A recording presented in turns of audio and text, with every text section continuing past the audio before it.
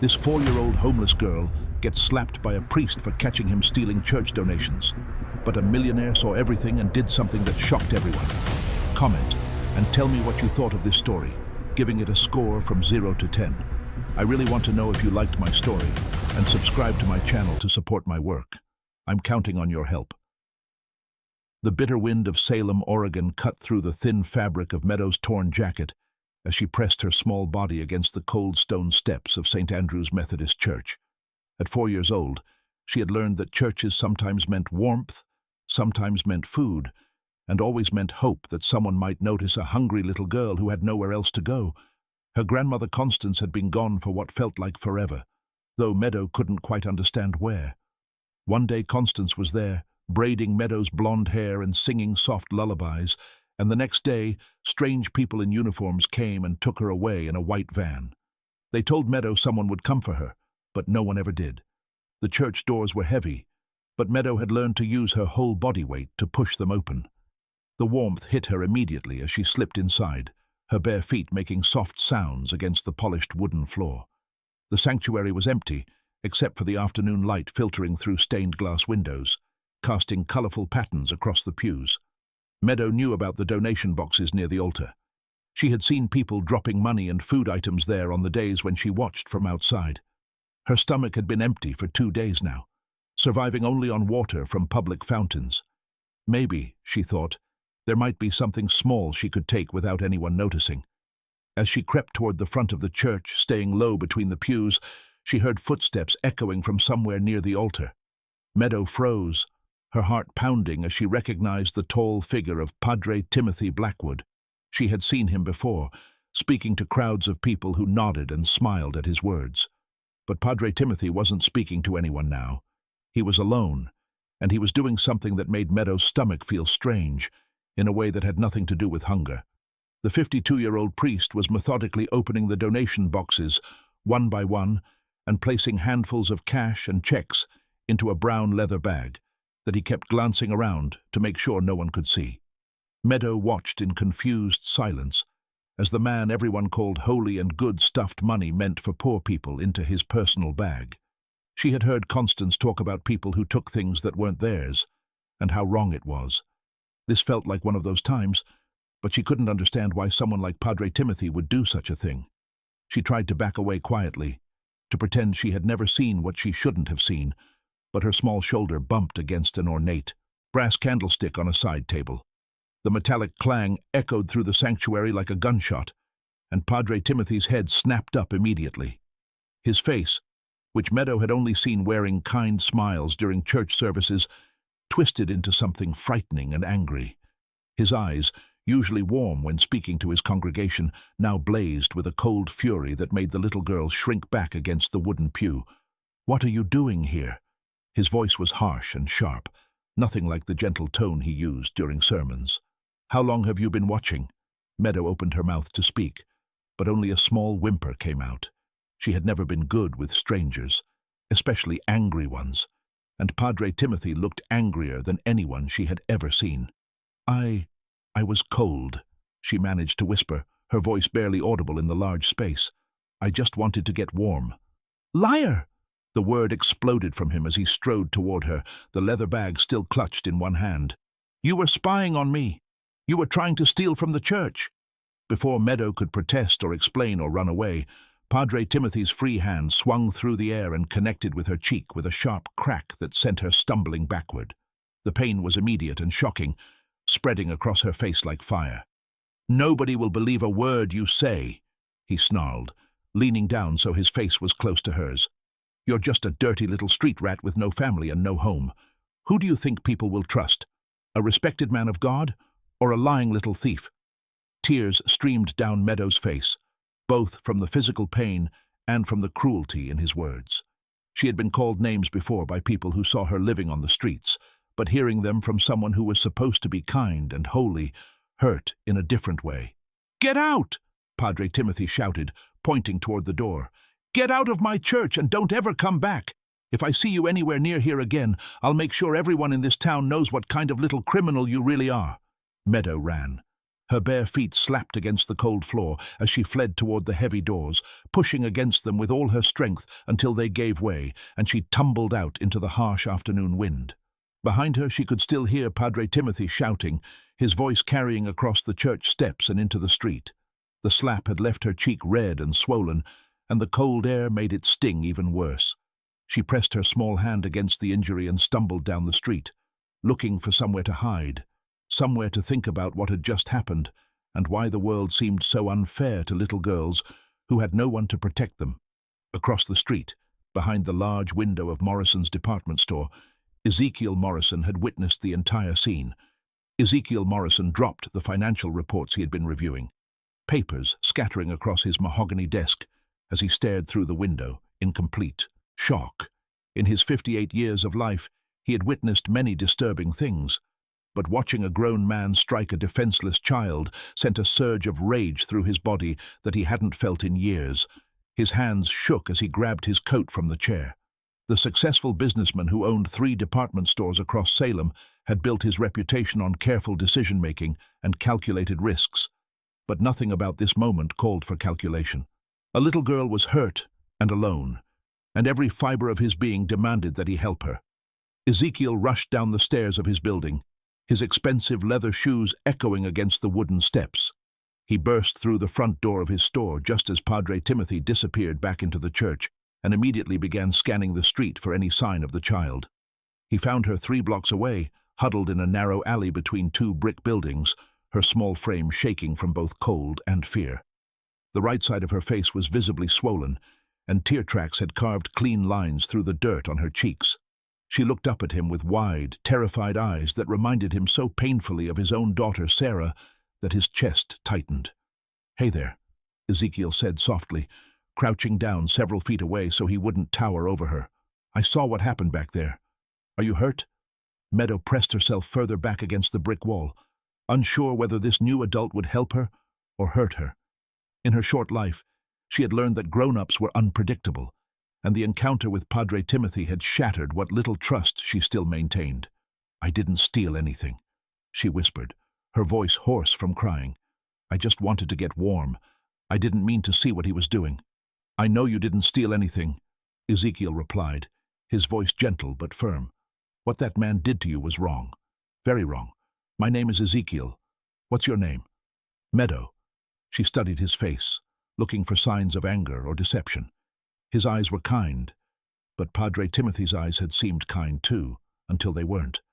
"Are you going to hit me too?" The question pierced Ezekiel's heart. "No, sweetheart. I would never hurt you. I want to help you if you'll let me." Slowly, carefully, he reached into his coat pocket and pulled out a clean handkerchief. "May I?" he asked, gesturing toward her injured cheek. When she gave a tiny nod, he dabbed gently at the tear tracks on her face. "Where do you live, Meadow? Where are your parents?" The little girl's face crumpled. "I don't have parents. I lived with my grandma Constance, but some people in white clothes took her away in a big white car. They said someone would come get me, but nobody did." Ezekiel felt his stomach drop. This child was completely alone, living on the streets, and based on her appearance, had been doing so for some time. Her clothes were too thin for the Oregon winter. Her shoes had holes in them, and she was clearly malnourished. "How long ago did your grandma go away?" "A long time," Meadow said, though her concept of time was still developing. "Before the leaves changed colors, before it got cold all the time. That meant she had been on her own for at least 2 months, possibly longer." Ezekiel's mind raced through possibilities. He could call social services, but that would mean putting her into a system that had already failed her once. He could try to find temporary shelter for her, but Salem's homeless shelters were overcrowded and not equipped for such a young child. "Meadow, I have a warm house not far from here. It has food and clean clothes and a soft bed. Would you like to come with me while we figure out how to find your grandma?" The child considered this offer with the serious expression of someone who had been forced to grow up too fast. "You promise you won't hit me? You promise you won't make me go away?" "I promise," Ezekiel said, meaning it completely. "I just want to help you." Something in his tone must have convinced her, because Meadow slowly stood up and took a tentative step toward him. Ezekiel noticed she was limping slightly on her left foot, and when he looked down, He could see that her shoes were so worn through that her bare skin was touching the cold pavement. Without hesitation, he shrugged off his heavy winter coat and wrapped it around her small shoulders. It was so large on her that it dragged on the ground, but it was warm and clean, and for the first time in months, Meadow felt truly protected. The walk to Ezekiel's house was slow, as Meadow's injured foot made it difficult for her to keep up with an adult's pace. Ezekiel found himself adjusting his stride to match hers, something he hadn't done since Sarah was small. The comparison hurt, but it also felt right somehow, as if caring for this lost child might help heal some of the wounds in his own heart. His house was a modest, two-story colonial in one of Salem's nicer neighborhoods, with a wraparound porch and flower boxes that sat empty in the winter months. Inside it was warm and clean, but felt strangely hollow, like a house where someone had stopped really living. "Are you hungry?" Ezekiel asked as he helped Meadow out of his oversized coat. The child nodded eagerly. She couldn't remember the last time someone had offered her food without expecting something in return. In the kitchen, Ezekiel heated up a can of chicken soup and made a peanut butter sandwich, watching in amazement as Meadow devoured both with the desperate hunger of someone who hadn't eaten properly in days. She ate so quickly that he worried she might make herself sick. "Slow down, sweetheart," he said gently. "There's plenty more where that came from." As Meadow ate, she began to relax slightly, and Ezekiel was able to coax more information from her. She told him about her life with Constance, about the small apartment they had shared, about how her grandmother used to sing to her at bedtime and tell her stories about their family. "Grandma always said we had special things that belonged to our family," Meadow said between bites of sandwich. "She said someday I would understand what she meant. She used to show me a little key she wore around her neck and tell me it opened something important, but she never told me what." Ezekiel filed this information away, though he wasn't sure what to make of it. What seemed most important right now was getting this child cleaned up, fed, and safe. "Would you like to take a warm bath?" he offered. "I think I can find some clothes that might fit you." 30 minutes later, Meadow emerged from the bathroom wearing one of Ezekiel's old T-shirts that hung on her like a dress, her damp hair combed and her face clean for the first time in weeks. The bruise on her cheek was more visible now, a dark purple mark that made Ezekiel's anger toward Padre Timothy flare up again. But as he tucked Meadow into the guest bed, covering her with warm blankets and placing a stuffed animal he had found in a closet beside her, he realized that his anger was mixed with something else, a protective instinct he hadn't felt in 5 years, not since he had lost Sarah. "Mr. Ezekiel?" Meadow's voice was drowsy as the warmth and food began to make her sleepy. "Yes? Why did that man hurt me? I thought church people were supposed to be good." The question hung in the air between them, loaded with all the innocence that life had not yet managed to steal from her. Ezekiel sat on the edge of the bed, struggling to find an answer that would make sense to a 4-year-old. "Sometimes," he said finally, "people do bad things even when they're supposed to be good. But that doesn't mean everyone is bad. There are still good people in the world, Meadow. People who want to help. Like you. Like me." As Meadow drifted off to sleep, Ezekiel remained in the chair beside her bed, watching her small chest rise and fall with each breath. For the first time in years, his house didn't feel quite so empty. But he also knew that taking in this child, however temporarily, had set something in motion that he couldn't control. Across town, in the rectory behind St. Andrew's Methodist Church, Padre Timothy Blackwood was making phone calls that would change everything. Margaret Chen pulled her aging Honda Civic into the driveway of the address she had scribbled on a piece of paper, her hands gripping the steering wheel tighter than necessary. The 35-year-old social worker had received the most disturbing phone call of her career just 2 hours earlier, and now she sat staring at the well-maintained colonial house, trying to reconcile the allegations with the peaceful suburban setting. Padre Timothy Blackwood had been insistent and convincing on the phone. A local businessman named Ezekiel Morrison had allegedly lured a vulnerable child from the church grounds and was keeping her against her will. The priest had painted a picture of a predatory man taking advantage of a helpless little girl, and as someone who had dedicated her life to protecting children, Margaret felt sick at the thought. But as she climbed the front steps and knocked on the door, something nagged at her. In her 8 years as a social worker, she had learned to trust her instincts, and Padre Timothy had seemed almost too eager to provide details about the supposed kidnapping. His voice had carried an urgency that felt more like panic than righteous concern. Ezekiel answered the door looking tired but not guilty. When Margaret introduced herself and explained why she was there, she watched his face carefully for signs of deception or fear. Instead, she saw confusion, and then a flash of anger that seemed directed not at her, but at whoever had made the accusations. "Someone reported that I kidnapped a child," he asked, genuinely bewildered. "That's insane. Yes, there's a little girl here, but I'm not holding her against her will. She needed help. May I see her, please?" Ezekiel hesitated for just a moment, not because he was hiding anything, but because he had grown protective of Meadow in the few hours she had been in his care. "She's sleeping, but yes, of course." He led Margaret upstairs to the guest room, where Meadow was curled up in the large bed, her small body barely making a dent in the clean white sheets. The stuffed animal was clutched tightly in her arms, and her breathing was deep and peaceful in a way that suggested she felt truly safe for the first time in months. Margaret noticed several things immediately. The child was clean and appeared well fed. The room was child-appropriate and comfortable. Most importantly, there were no signs of restraint or fear. This didn't look like the scene of a kidnapping. "How did she come to be here?" Margaret asked quietly, not wanting to wake Meadow. Ezekiel told her the whole story, from witnessing the incident at the church to finding Meadow injured and alone in the alley. Margaret listened carefully, noting the consistency in his account and the genuine emotion in his voice when he described the child's condition. "You said someone at the church struck her?" "Padre Timothy Blackwood. I saw him hit her across the face and then throw her out into the street." Ezekiel's jaw tightened. "When I found her, she was terrified and hurt. What was I supposed to do, leave her there?" Margaret felt the first stirring of doubt about the priest's version of events. "Mr. Morrison, I need to ask you some difficult questions. Have you had any previous contact with this child? Any reason someone might think your motives are questionable?" "No," Ezekiel said firmly. "I'd never seen her before today. I helped her because she needed help, not for any other reason." As they talked, Meadow began to stir.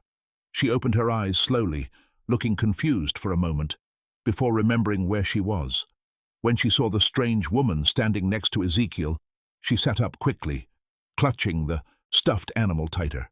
"It's okay, Meadow," Ezekiel said gently. "This is Margaret. She helps children, and she wants to make sure you're safe." Margaret approached the bed slowly, using the calm voice she had perfected over years of working with traumatized children. "Hi, Meadow. I just want to ask you a few questions, okay?" Meadow nodded, though she kept her eyes on Ezekiel as if making sure he wouldn't leave her alone with this new person. "How do you feel about being here? Are you scared?" "No," Meadow said quietly. "Mr. Ezekiel is nice. He gave me food and a warm bath and this soft bed. He didn't hurt me. Can you tell me what happened before you came here?" Meadow's face darkened, and her hand went unconsciously to her bruised cheek. "The churchman was taking money from the boxes. When I made a noise, he got really mad and hit me. He said nobody would believe me because I don't have a family." Margaret felt her professional instincts sharpen. The child's account matched Ezekiel's perfectly, and there was a ring of truth in her voice that was difficult to fake. Moreover, Meadow showed no signs of coaching or rehearsal. "This churchman, what did he look like?" "Tall and old with grey hair. He wears the special clothes that church people wear. Everyone calls him Padre Timothy." Margaret's blood ran cold. The priest who had called to report the kidnapping was the same person the child was accusing of theft and assault. She had dealt with enough cases to recognize when someone was trying to deflect attention from their own crimes. After questioning both Ezekiel and Meadow for another 20 minutes, Margaret was convinced that whatever was happening here, it wasn't kidnapping. But she still had protocols to follow and a job to protect. "Mr. Morrison, I'm going to need to do a background check on you, and I'll need to file a report about the allegations against Padre Timothy. Until I can sort this out officially, I'm required to place Meadow in temporary foster care." The look of panic that crossed Meadow's face was heartbreaking. "No!" she cried out, scrambling across the bed to grab Ezekiel's hand. "I want to stay here. Don't make me go away again." Ezekiel felt his heart break as he saw the terror in her eyes. "It's okay, sweetheart. This isn't forever. Margaret is just doing her job." But even as he tried to comfort Meadow, Ezekiel was fighting his own panic. In the few hours since he had taken this child in, he had felt more alive and purposeful than he had since Sarah's death. The thought of handing her over to strangers felt like losing his daughter all over again. Margaret saw the genuine distress on both their faces and made a decision that bent the rules but felt right. Actually, let me make some phone calls first. Our foster system is overcrowded right now anyway, and Meadow seems stable here. I might be able to arrange for you to be a temporary guardian while we investigate further. It took her an hour of phone calls and some creative paperwork interpretation, but Margaret managed to arrange for Ezekiel to maintain custody of Meadow for 72 hours while she conducted a thorough investigation. It wasn't entirely by the book, but given the circumstances and her growing suspicions about Padre Timothy's motives, it seemed like the right choice. As Margaret prepared to leave, her phone rang.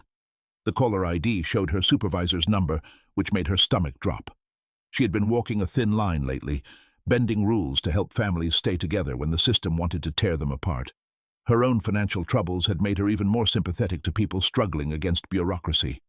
"Margaret, I need to see you in my office first thing tomorrow morning," her supervisor, Robert Walsh, said without preamble.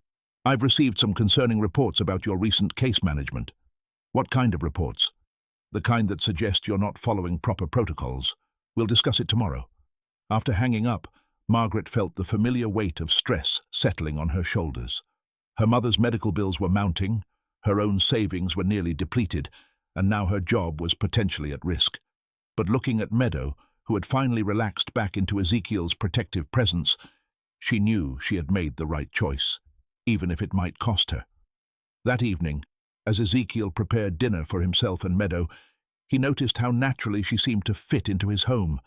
She helped set the table without being asked, chatted quietly about the books she could see on his shelves, and showed him drawings she had made on paper he had given her. "Mr. Ezekiel," she said, as they ate spaghetti together, "when my grandma comes back, will you tell her you took good care of me?" The innocent hope in her voice made Ezekiel's throat tight. He didn't have the heart to tell her that finding her grandmother might be more complicated than she imagined, or that there was no guarantee Constance was even still alive. "Of course I will," he promised. "We're going to do everything we can to find her." Later that night, after Meadow had fallen asleep, Ezekiel sat in his study with a glass of whiskey and a weight of responsibility he hadn't felt in years. He had acted on impulse when he rescued this child, but now he was beginning to understand the complexity of what he had taken on. His phone rang, interrupting his thoughts. The caller ID showed a number he didn't recognize. "Mr. Morrison?" The voice was cold and official. "This is Detective James Crawford with the Salem Police Department. I need to speak with you about a child welfare complaint we've received. Can you come to the station tomorrow morning?" Ezekiel felt his blood turn to ice. "What kind of complaint?" "I'd prefer to discuss it in person. 10 o'clock tomorrow morning." As Ezekiel hung up the phone, he realized that Padre Timothy's campaign against him was just beginning. The Salem Police Department felt more intimidating than Ezekiel had expected as he walked through its glass doors the next morning. He had left Meadow with Mrs. Patterson, his elderly neighbor, who had volunteered to watch her after hearing about the situation. The kindly woman had taken one look at the little girl and immediately offered to help, though Ezekiel could see the questions in her eyes about how he had come to be caring for a child. Detective James Crawford was a burly man in his late 40s with graying hair and tired eyes that had seen too much over the years. He led Ezekiel to a small interview room that smelled of stale coffee and disappointment, gesturing for him to sit across from a metal table that had seen countless interrogations. "Mr. Morrison, I'll be direct with you," Crawford began, opening a thin manila folder. "We've received allegations that you've unlawfully taken custody of a minor child. The complainant is claiming you lured this child away from church property and are holding her against her will." "That's completely false," Ezekiel said firmly. "I witnessed that child being assaulted by Padre Timothy Blackwood, and I helped her because she was injured and alone. Margaret Chen, the social worker assigned to the case, can verify my account." Crawford made notes on a yellow pad. "Yes, I've spoken with Ms. Chen. Her report is interesting. She seems to believe your version of events, but she also mentions that you formed an unusual attachment to this child very quickly." "Unusual attachment?" Ezekiel felt his temper rising. "I'm providing care for a homeless 4-year-old who was living on the streets. What would you call normal behavior in that situation?" "I'm not here to judge your motives, Mr. Morrison. I'm here to investigate a complaint. Can you tell me about your background with children? Do you have kids of your own?" The question hit Ezekiel like a physical blow, bringing back memories he had spent 5 years trying to suppress. I had a daughter, Sarah. She died in a car accident when she was 6 years old. Crawford's expression softened slightly, but he continued his questioning. I'm sorry for your loss. When did this happen? 5 years ago. Ezekiel's voice was barely above a whisper. I was supposed to pick her up from school that day, but I had a business meeting that ran late. My wife Emma went instead. There was black ice on Hawthorne Bridge, and their car went into the river. The detective studied Ezekiel's face, seeing the genuine grief there. In his experience, this kind of raw emotion was difficult to fake. You lost both your wife and daughter? Emma survived the crash, but she couldn't forgive me for not being there. She blamed me for Sarah's death, and honestly, so did I. She left Salem 6 months later. I haven't spoken to her since. Crawford closed the folder and leaned back in his chair. Mr. Morrison, I've been doing this job for 23 years, and I've learned to read people pretty well. My gut tells me you're not a threat to this little girl, but I have to follow procedure. What does that mean? It means I need to do a thorough background check on you, interview more witnesses, and investigate the counter-allegations you're making against Padre Timothy. Until then, you're free to continue caring for the child under Ms. Chen's supervision. As Ezekiel left the police station, he felt a mixture of relief and apprehension. Crawford seemed reasonable, but he knew that investigations could take unpredictable turns, especially when someone with Padre Timothy's community standing was involved. His phone buzzed with a text message from Margaret Chen. Can you meet me at the coffee shop on State Street? We need to talk. 20 minutes later, Ezekiel found Margaret sitting in a corner booth, looking more stressed than she had the day before. Dark circles under her eyes suggested she hadn't slept well, and her usually neat appearance seemed slightly disheveled. How did it go with the police? She asked immediately. Better than I expected. Detective Crawford seems to believe me, but he has to investigate everything properly. Ezekiel slid into the booth across from her. You said we needed to talk. Is everything okay? Margaret stirred her coffee absently, avoiding eye contact. I'm in trouble at work. My supervisor wants to see me this afternoon, and I think it's about bending the rules to let you keep Meadow. Someone's been making calls, questioning my professional judgment. Padre Timothy. I can't prove it, but who else would have that kind of influence? He's respected in the community, sits on several charity boards, has connections throughout the city government. Margaret finally looked up at Ezekiel. I think he's trying to get me removed from the case. Why would he go to such lengths? If he's innocent, wouldn't he want a thorough investigation to clear his name? That's what bothers me most, Margaret said. Innocent people don't usually launch preemptive attacks against their accusers. They cooperate with investigations and trust the truth to come out. She pulled a small notebook from her purse and flipped through several pages. I did some research last night. Padre Timothy has been at St. Andrew's for 7 years, but before that he had 2 other pastoral positions that ended abruptly. The official records cite administrative disagreements, but I found some informal reports that suggest there were financial irregularities at both churches. Ezekiel felt his anger building. So he's done this before. It looks that way. But here's the problem. He's been very careful to build relationships with influential people in Salem. The mayor attends his church, the police chief's wife is on the ladies' auxiliary, and 3 city council members are in his congregation. If this becomes a he-said-she-said situation, a respected priest versus a businessman and a social worker, we might not win. The weight of what Margaret was saying settled over Ezekiel. He had thought that telling the truth would be enough, but he was beginning to understand that truth and justice didn't always align, especially when power and influence were involved. What about Meadow's testimony? She's the victim here. She's 4 years old. Defense attorneys would argue that children that young can be easily influenced or confused. Plus, without corroborating evidence of the theft she witnessed, it becomes her word against his. They sat in troubled silence for several minutes, both contemplating the complexity of the situation they found themselves in. Finally, Margaret spoke again. There's something else. I've been trying to track down information about Meadow's grandmother, Constance. The name she gave doesn't match any recent records of elderly care facility admissions in the area. Maybe she was taken to a facility outside of Salem? Possible, but unlikely. Emergency placements usually try to keep families within the same region. It's also possible that Constance isn't the woman's legal name, or that Meadow misunderstood something about what happened. Ezekiel thought about the little girl waiting for him at Mrs. Patterson's house. probably wondering when he would come back and whether this new abandonment would be permanent like all the others. She mentioned that her grandmother had a key, something important to their family. Does that mean anything to you? Could be a safe deposit box, a storage unit, maybe even just a family heirloom. Without more specific information, it's hard to know where to start looking. Margaret's phone buzzed with a reminder alarm. I have to go. My meeting with the supervisor is in an hour. She gathered her things but paused before standing. Ezekiel, I want you to know that I believe you're doing the right thing. But I also want you to be prepared for this to get much worse before it gets better. What do you mean? Men like Padre Timothy don't back down when they're cornered. If he's been stealing from the church and Meadow can identify him, he's going to do whatever it takes to discredit her testimony and yours. That might include making your life very difficult.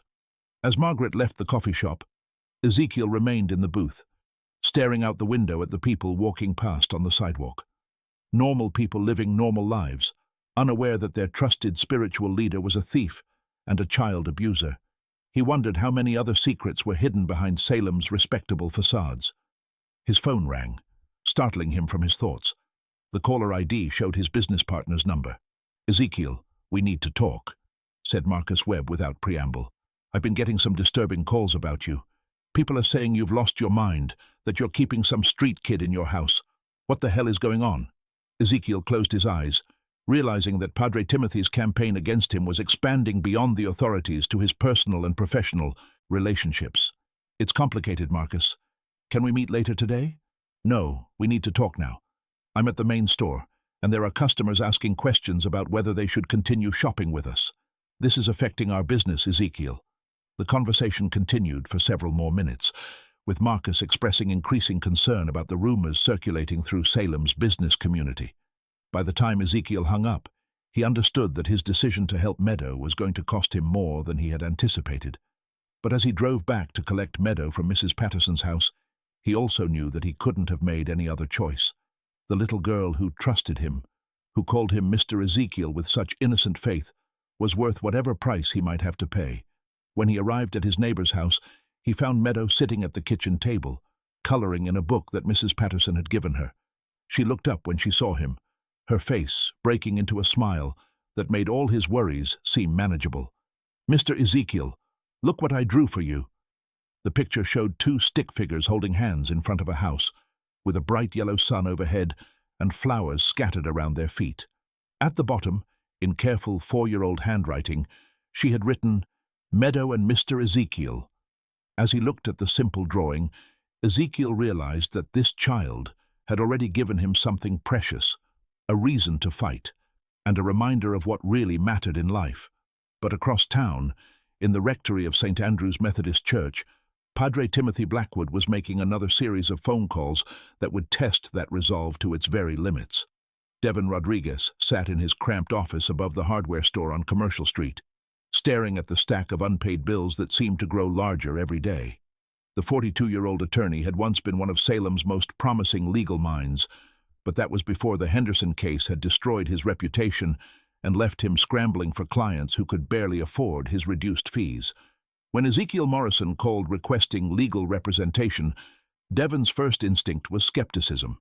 He had heard the rumors circulating around town about the businessman who had supposedly kidnapped a child, and he wasn't eager to attach his already damaged reputation to what seemed like a losing case.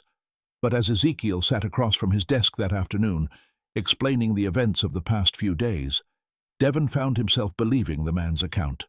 There was a sincerity in Ezekiel's voice that was difficult to fake, and more importantly, the story he told painted Padre Timothy Blackwood in a light that made Devin's professional instincts sharpen with interest. You're saying you witnessed the priest stealing from church donation boxes? Devin asked, taking notes on a yellow legal pad. Yes, and when Meadow accidentally made noise, he hit her and threw her out of the church. She had nowhere else to go, so I took her in.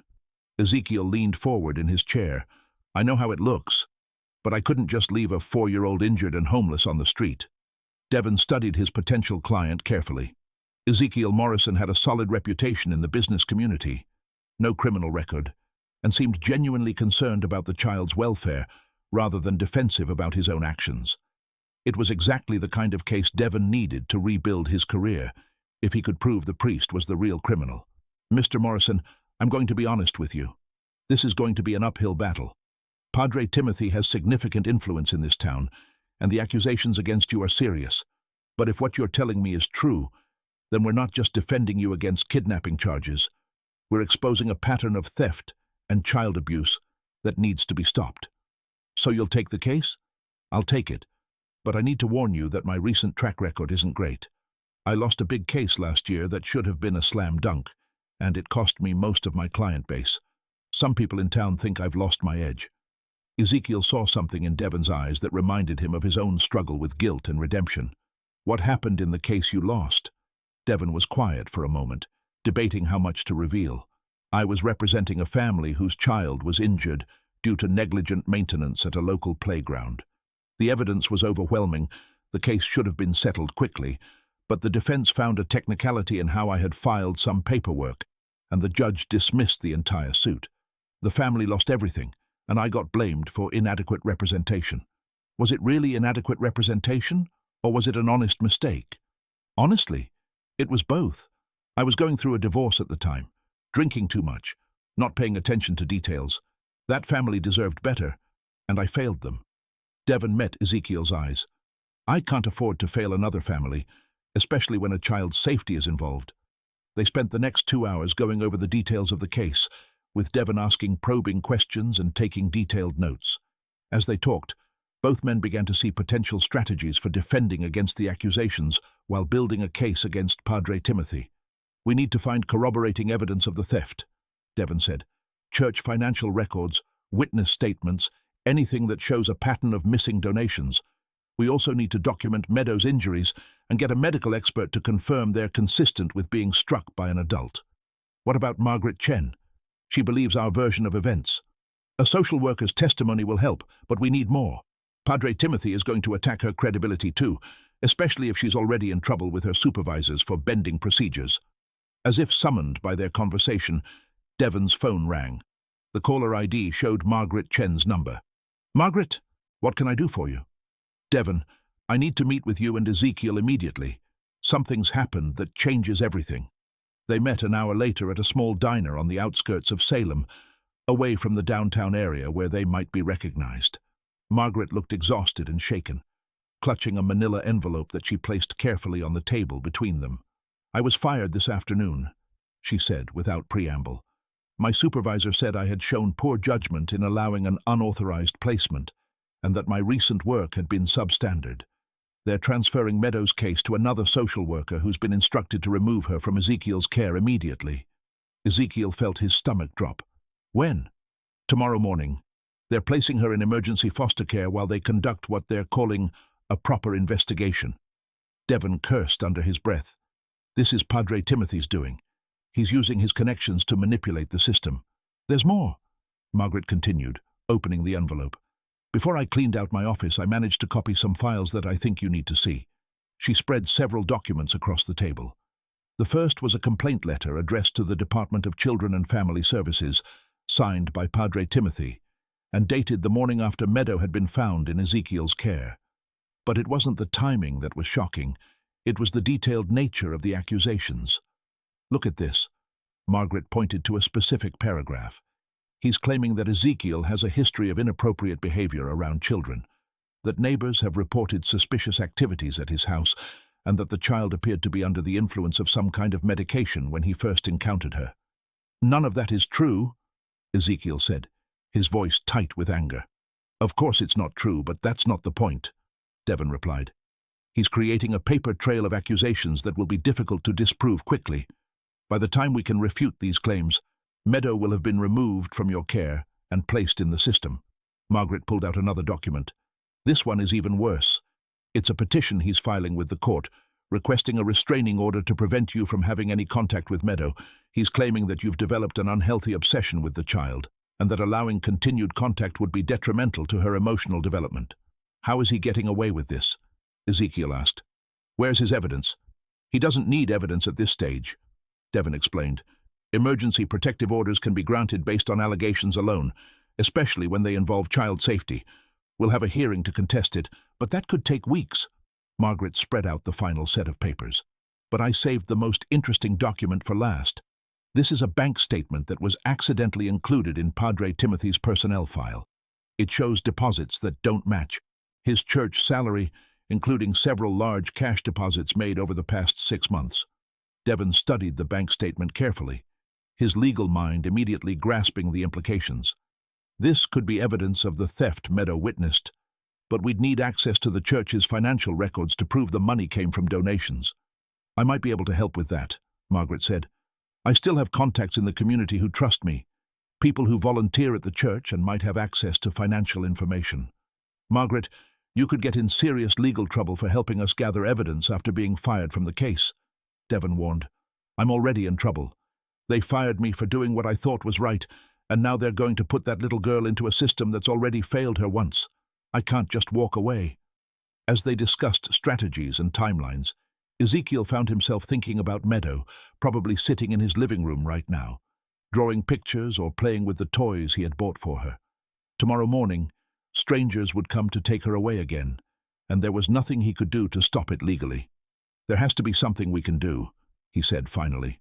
Some way to prevent them from taking her while we build our case. There might be, Devon said slowly, an idea forming. It's risky, but if we can get an emergency hearing before a different judge, we might be able to contest the removal order. We'd need to present evidence that Meadow is safer with you than in emergency foster care. What kind of evidence? Medical documentation of her injuries, testimony from neighbors about her well-being in your care, anything that shows she's thriving rather than being harmed. Margaret checked her phone. I know a pediatrician who might be willing to examine Meadow tonight, off the record. Dr. Sarah Kim has worked with abused children before, and she's not easily intimidated by political pressure. And I can contact Mrs. Patterson and some of the other neighbors, Ezekiel added. They've all seen how well Meadow is doing. Devon gathered up the papers. All right, here's what we're going to do. You two work on gathering evidence tonight. I'm going to research emergency motion procedures and see if I can find a judge who's available for an early morning hearing. As they prepared to leave the diner, Margaret grabbed Ezekiel's arm. I want you to understand what you're up against. Padre Timothy isn't just trying to discredit you. He's trying to destroy you. Men like him don't just steal money. They steal lives when it serves their purposes. What are you saying?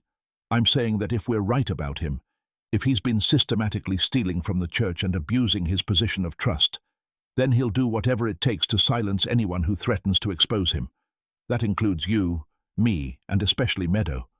Driving home to spend what might be his last evening with the little girl who had become so important to him, Ezekiel realized that the battle for Meadow's future was about to become a war, and like most wars, it would extract a heavy price from everyone involved, regardless of who ultimately won. When he arrived home, he found Meadow in the kitchen, standing on a chair beside Mrs. Patterson, and carefully stirring something in a large bowl. "Mr. Ezekiel," she called out happily, "we're making cookies. Mrs. Patterson is teaching me how to measure flour." The pure joy in her voice made Ezekiel's heart ache, knowing that tomorrow that joy might be replaced with the same fear and abandonment she had known before he found her. But tonight, at least, she was safe and happy and loved, and he was going to fight with everything he had to make sure that tomorrow night would be the same. The emergency hearing was scheduled for 7:30 in the morning, an hour before the social services team was supposed to arrive at Ezekiel's house to remove Meadow. Devon had worked through the night, calling in every favor he could think of to get Judge Patricia Hawkins to agree to hear their motion on such short notice. Dr. Sarah Kim had examined Meadow the evening before, documenting the facial bruising and taking photographs that clearly showed the child had been struck by an adult hand. More importantly, she had noted Meadow's overall health and demeanor, writing in her report that the child showed no signs of distress or trauma related to her current living situation.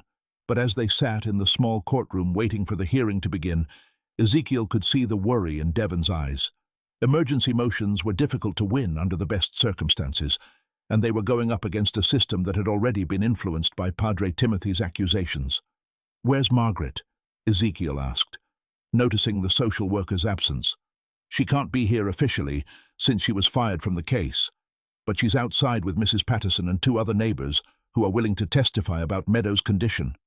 Judge Hawkins entered the courtroom looking as tired as everyone else felt. She was a stern woman in her early 60s who had a reputation for no-nonsense decision-making and little patience for legal theatrics. "Mr. Rodriguez, this is highly irregular," she said, as she reviewed the emergency motion. "You're asking me to override a Department of Children and Family Services placement decision based on allegations of misconduct by a respected member of the clergy. Your Honor, we have evidence that the allegations against my client are false, and that they were made by the same individual who assaulted the child in question. We believe this is an attempt to silence potential witnesses to criminal activity." The judge looked skeptical. "That's a serious accusation, Counselor. Do you have proof of this criminal activity?" Devon presented the medical report, the photographs of Meadows' injuries, and the suspicious bank statement that Margaret had obtained. He also called Mrs. Patterson to testify about Meadows' condition and behavior during the time she had been in Ezekiel's care. "Mrs. Patterson, in your opinion as someone who has raised 5 children of her own, how would you describe Meadows' emotional state?" The elderly woman spoke clearly and confidently. "She's like a different child, Your Honor. When Mr. Morrison first brought her to my house, she was terrified of everything. She flinched when I reached for her, wouldn't speak above a whisper, and kept asking if she was going to be sent away. But over the past few days, she's started laughing and playing like a normal little girl. She trusts Mr. Morrison completely." Judge Hawkins studied the medical report carefully. Dr. Kim's examination confirms that the child was struck across the face with significant force. "Mr. Rodriguez, do you have any witnesses to the alleged assault?" "My client witnessed the entire incident, and we believe that church financial records will corroborate the theft that preceded the assault." "And where is the child now?" "She's at my client's home, Your Honor. We didn't want to subject her to the trauma of these proceedings unless absolutely necessary." The judge was quiet for several minutes, reading through all the documents that had been presented. Finally, she looked up at Devon and Ezekiel.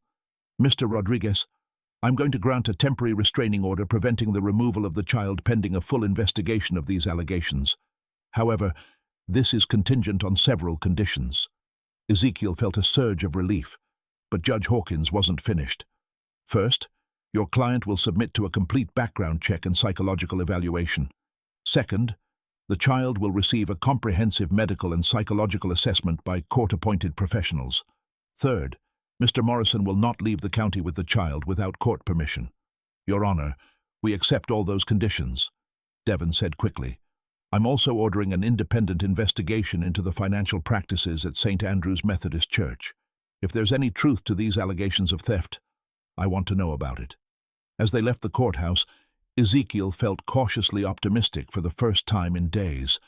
They had bought themselves time, and more importantly, they had convinced a judge that there was enough doubt about Padre Timothy's credibility to warrant investigation. But their victory was short-lived. As they approached Ezekiel's house, they could see several official vehicles parked in the driveway, including a police car and 2 unmarked sedans. "What's going on?" Ezekiel asked as they hurried toward the front door. Detective Crawford met them on the porch, his expression grim. "Mr. Morrison, we have a search warrant for your house. We've received reports that you may be holding evidence related to an ongoing investigation." "What kind of evidence?" Devon asked, immediately shifting into attorney mode. "I can't discuss the details, but I can tell you that the warrant is specifically related to allegations of child endangerment and unlawful imprisonment." As the police searched through Ezekiel's house, systematically going through every room and photographing everything, Meadow sat in the living room with a female social worker who had been assigned to supervise her during the search. The little girl looked confused and frightened by all the activity, repeatedly asking when everyone would leave and she could go back to playing with her toys. "Mr. Ezekiel, why are all these people in our house?" she asked when she saw him. "They're just looking for some things, sweetheart. It'll be over soon," he tried to reassure her, though he wasn't sure he believed it himself. After 2 hours of searching, the police found nothing incriminating, no evidence of inappropriate behavior, no signs that Meadow was being held against her will, no indication that she was anything other than a well-cared-for child in a loving home. But as the officers were preparing to leave, one of them approached Detective Crawford with a small plastic bag containing what appeared to be prescription medication. "We found this in the master bedroom nightstand," the officer said. "It's not prescribed to anyone living at this address." Devon immediately recognized the implication. "Detective, what medication are we talking about?" Crawford showed them the bag, which contained several pills of what looked like children's sleep aid. These are prescribed sedatives, the kind that might be used to keep a child compliant. That's ridiculous, Ezekiel said. I've never given Meadow any medication except for children's Tylenol when she had a headache. Mr. Morrison, I'm going to have to ask you to come with me for further questioning, Crawford said, and the child will need to be placed in protective custody until we can determine the source of these pills. Wait, Devon said quickly. Detective, those pills could have been planted. The search warrant was issued based on allegations made by someone who my client is accusing of theft and assault. This has all the hallmarks of evidence tampering. Crawford looked uncomfortable. Mr. Rodriguez, I have to follow procedure here. These are serious allegations, and the presence of unauthorized medication in a house where a vulnerable child is living raises red flags. As they debated the legal implications, Meadow became increasingly distressed by the tension in the room. She began crying and clinging to Ezekiel, begging him not to let the strangers take her away. Please, Mr. Ezekiel, she sobbed. I don't want to go with them. I want to stay here with you. The scene was heartbreaking, and even some of the police officers looked uncomfortable watching a terrified 4-year-old being separated from the only stable caregiver she had known in months. But procedure was procedure, and within an hour, Meadow was being placed in emergency foster care, while Ezekiel was taken to the police station for questioning about the planted medication. The emergency foster home was run by Janet Williams, a tired-looking woman in her 50s who had been caring for displaced children for over a decade. Her house was clean and functional, but it lacked the warmth and personal touches that had made Ezekiel's home feel safe to Meadow. Now, honey, I know this is scary, Janet said, as she showed Meadow to a small bedroom that she would be sharing with another foster child. But you're going to be just fine here. We have rules that everyone follows, and as long as you're good, you won't have any problems. Meadow sat on the narrow bed, clutching the stuffed animal that Ezekiel had given her, and stared at the bare walls of her new temporary home. The other child in the room, a boy about 7 years old named Tyler, watched her warily from his own bed. You'll get used to it, Tyler said quietly. It's not so bad here. Miss Janet doesn't hit you or anything. She just doesn't, care very much. That evening, as Meadow lay in the unfamiliar bed listening to the sounds of a house full of displaced children, she began to understand what Tyler meant. Janet Williams provided food, shelter, and basic care, but there was no warmth in her voice when she spoke to the children, no genuine interest in their feelings or fears. It was everything that Ezekiel's home was not, and for the first time since her grandmother had been taken away, Meadow felt truly hopeless. Meanwhile, at the police station, Ezekiel was facing the most intensive questioning of his life. Detective Crawford, influenced by the discovery of the pills and pressure from his superiors, was no longer the sympathetic interviewer he had been earlier. Mr. Morrison, we found sedatives in your home that aren't prescribed to anyone living there. How do you explain that? I can't explain it, because I've never seen those pills before, Ezekiel said for the 4th time. Someone planted them in my house. That's a convenient answer. Who would plant evidence in your home and why? Padre Timothy Blackwood. He's been trying to discredit me since Meadow identified him as the person who stole from the church and assaulted her. Crawford leaned back in his chair, studying Ezekiel's face.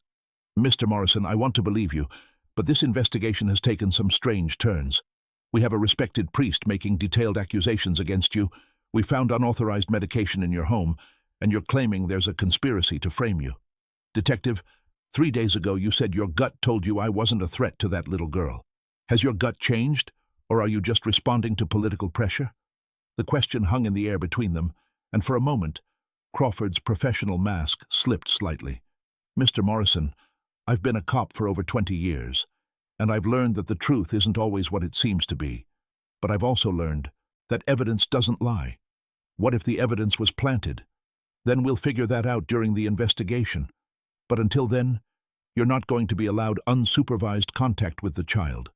As Ezekiel was released on his own recognizance later that evening, he realized that Padre Timothy had successfully separated him from Meadow and cast enough doubt on his character to potentially win the larger battle. The system that was supposed to protect children was now protecting the very person who had hurt this particular child. But across town, Margaret Chen was conducting her own investigation, following financial trails and church connections that would soon reveal the true extent of Padre Timothy's deception and provide the key to bringing Meadow home. Margaret Chen had spent 3 sleepless nights poring over documents, making phone calls, and following paper trails that led deeper into Padre Timothy's web of deception. Working from her small apartment kitchen table, surrounded by printouts and notebooks, she had uncovered financial irregularities that went back years, not just at St. Andrew's, but at the 2 previous churches where the priest had served. Her breakthrough came when she contacted Elena Rodriguez, the bookkeeper at Timothy's previous parish in Portland. Elena had been suspicious about financial discrepancies during Timothy's tenure, but had been dismissed when she tried to raise concerns with the church leadership. "I kept copies of everything," Elena told Margaret during their phone conversation. "Bank statements, donation records, receipts that didn't match up with the deposits. I knew something was wrong, but when I tried to report it, Padre Timothy convinced the board that I was incompetent and making mistakes. Would you be willing to share those documents with us? We're trying to prove a pattern of theft." "Absolutely. That man destroyed my reputation and cost me my job. If you can prove what he really is, I'll do whatever I can to help." Meanwhile, at the Williams foster home, Meadow was struggling to adapt to her new environment. Janet Williams ran her household with military precision, expecting the children to follow strict schedules and speak only when spoken to. The warmth and freedom that Meadow had experienced at Ezekiel's house felt like a distant dream. "Breakfast is at 7 sharp, Janet had explained on Meadow's second morning. "You eat what's provided, you clean your plate, and you don't ask for seconds. Lunch is packed meals only, and dinner is at 6. No snacks between meals." Meadow sat at the long table with 5 other foster children, ranging in age from 6 to 14. None of them spoke during meals, and the atmosphere was tense and joyless. The food was adequate but bland, nothing like the warm meals that Ezekiel had prepared with such care. Tyler, her roommate, had become her only source of comfort in the house. At 7 years old, he had been in foster care for 2 years and had learned to navigate the system with the world-weary wisdom of someone much older. "The trick is to not get attached," he told Meadow during one of their whispered nighttime conversations. "Adults always leave or send you away. It's better if you don't care too much." "But Mr. Ezekiel was different," Meadow insisted. "He didn't want to send me away. The bad people made him." "Maybe, but even if he was nice, he's gone now, and you're here. That's how it always works." Tyler's cynicism broke Meadow's heart, but she could see the truth in his experience. Every child in the Williams house had been abandoned or removed from families, and they all carried the same defensive distance in their eyes. During the day, while the older children were at school, Meadow was supposed to participate in quiet activities, supervised by Janet. But the woman showed no interest in actually engaging with her, leaving Meadow to sit alone with coloring books and broken toys that had seen too many temporary occupants. It was during one of these lonely afternoons that Meadow made a discovery that would prove crucial to the case against Padre Timothy. She had been looking out the window when she saw a familiar figure walking up the street. Constance Miller, the elderly woman she recognized as a volunteer from St. Andrew's Methodist Church. Constance had been one of the few people at the church who had always been kind to homeless people and street children, often sharing food and blankets with those in need. More importantly, she was someone who had access to the church's financial records as part of her volunteer duties. Margaret had been trying to find someone with inside knowledge of the church's operations, and when she received Meadow's phone call from the foster home payphone, she knew she had found exactly what she needed. "Miss Margaret, it's Meadow. I saw Mrs. Constance walking by the house where I have to stay now. She works at the church where the bad man hurt me." "Meadow, sweetie, you're not supposed to call me, but I'm so glad you did. Do you remember Mrs. Constance's last name?" "Miller, I think. She always gave me crackers when I was hungry." Margaret immediately contacted Devon with the information, and together they tracked down Constance Miller's address. When they approached the 72-year-old woman at her modest apartment, they found someone who had been carrying her own suspicions about Padre Timothy for months. "I've been volunteering at St. Andrew's for 15 years, Constance explained as she poured tea for her unexpected visitors. "I've always helped with counting the Sunday collections and organizing the donation boxes, but lately the numbers haven't been adding up." She pulled out a small notebook where she had been keeping her own records. "I started writing down the amounts I saw going into the donation boxes during services and comparing them to what was reported in the official counts. There's been a significant discrepancy for the past 6 months." "How significant?" Devon asked. Sometimes as much as $300 per week goes missing between the time I see it deposited and the time it's officially recorded. Margaret and Devon exchanged looks. This was exactly the kind of documented evidence they needed to prove a pattern of theft. Mrs. Miller, would you be willing to testify about these discrepancies in court? Constance hesitated for a moment. Padre Timothy is well respected in our community. People won't want to believe he's capable of theft, and he has powerful friends who won't appreciate being embarrassed. Mrs. Miller, there's a 4-year-old girl who's been separated from someone who loves her because this man is trying to cover up his crimes, Margaret said gently. She's living in foster care right now, scared and alone, because he's convinced people that the man who tried to help her is the real criminal. The little girl who was found at the church? I heard about that situation. Constance's expression hardened. If Padre Timothy hurt a child to protect himself, then yes, I'll testify. Some things are more important than community peace. Armed with Constance's testimony and Elena Rodriguez's documents from Portland, Devon felt confident that they could finally expose Padre Timothy's criminal behavior. But when he tried to schedule a hearing to present the new evidence, he discovered that the priest had made another strategic move. I'm sorry, Mr. Rodriguez, but Padre Timothy has filed a counter-motion claiming that you and your client are harassing him with false accusations. Judge Hawkins' clerk informed him over the phone. He's requesting sanctions against both of you, and he has 3 character witnesses who are prepared to testify about his integrity and your client's suspicious behavior. Devon felt his heart sink. Who are the character witnesses? Mayor Bradley, Police Chief Morrison, and City Council Chairman Webb. The implications were staggering. Padre Timothy had convinced some of the most powerful people in Salem to publicly support him, turning what should have been a criminal investigation into a political battle that Devon and Ezekiel were unlikely to win. That evening, Devon met with Ezekiel at a small restaurant outside of town, away from the prying eyes and ears of Salem's interconnected power structure. He's managed to turn this into a war of credibility, Devon explained. And he has the mayor, the police chief, and the city council chairman willing to vouch for his character. What about all the evidence we've gathered? The financial records, the witness testimony? It helps, but it's not enough to overcome the word of 3 elected officials. We need something bigger, something that proves beyond any doubt that he's been lying about everything. Ezekiel stared out the restaurant window at the parking lot, feeling the weight of hopelessness settling over him. So, Meadow stays in foster care while a thief and child abuser gets protected by the very people who are supposed to ensure justice? Not necessarily. There's still one avenue we haven't explored fully. What's that? Meadow's grandmother.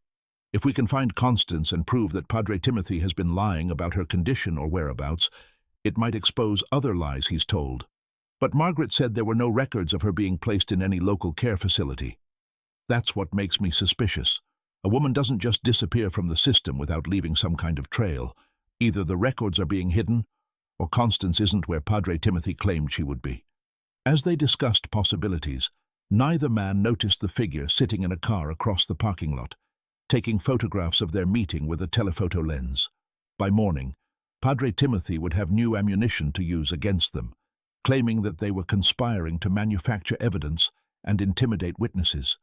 But 200 miles away, in a private care facility in Eugene, Oregon, an elderly woman named Constance Peterson was asking her nurses when she could see her granddaughter again, unaware that the little girl she loved was trapped in a battle between truth and power, with her future hanging in the balance.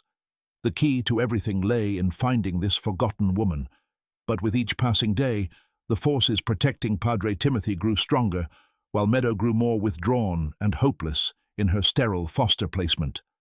Margaret, working alone and without official backing, had become their last hope for reuniting a family that had been torn apart by lies and greed. But she was about to discover that Padre Timothy's deception ran deeper than anyone had imagined, and that finding the truth would require sacrifices she wasn't sure she was prepared to make. The drive to Eugene took Margaret 3 hours through winding Oregon highways, but she had made the journey without telling anyone where she was going. After losing her job and facing potential legal consequences for her continued involvement in the case, she knew that finding Constance Peterson might be her only chance to save Meadow from a system that had failed both grandmother and granddaughter.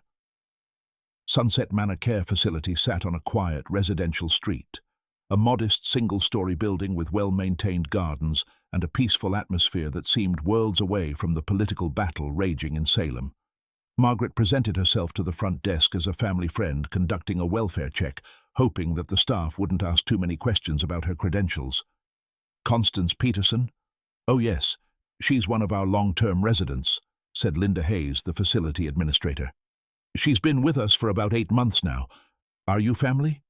"I'm a social worker investigating the welfare of her granddaughter," Margaret replied, stretching the truth about her current employment status. "There have been some concerns about the child's placement." Linda's expression grew troubled. "I was wondering when someone would come asking about Little Meadow. Mrs. Peterson asks about her every single day. She's been quite distressed about being separated from her granddaughter." "Separated how?"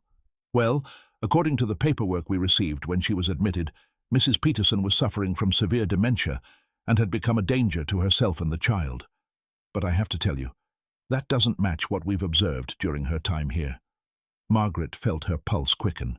"What do you mean?" "Mrs. Peterson is certainly dealing with some memory issues related to her age, but she's lucid most of the time, physically capable and definitely not a danger to anyone. When she arrived, she kept insisting that she had been brought here against her will and that someone needed to check on Meadow. We assumed it was confusion related to her condition." "Who arranged for her admission?" Linda checked the file. "A Padre Timothy Blackwood.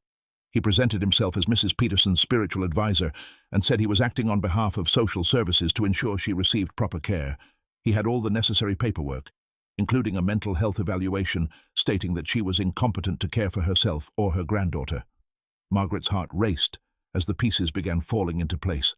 "Can I see that evaluation?" "I'm afraid that would require proper authorization, but I can tell you that it was signed by Dr. Marcus Finley, a psychiatrist from Salem." "And has Dr. Finley been involved in Mrs. Peterson's care since her admission?" "No, actually. That struck us as odd. Usually the admitting physician maintains some level of ongoing care, but we never heard from Dr. Finley again after the initial placement." Margaret asked to speak with Constance Peterson directly, and Linda agreed to arrange a meeting in the facility's family visiting room. When the elderly woman entered, Margaret was struck by how alert and coherent she appeared.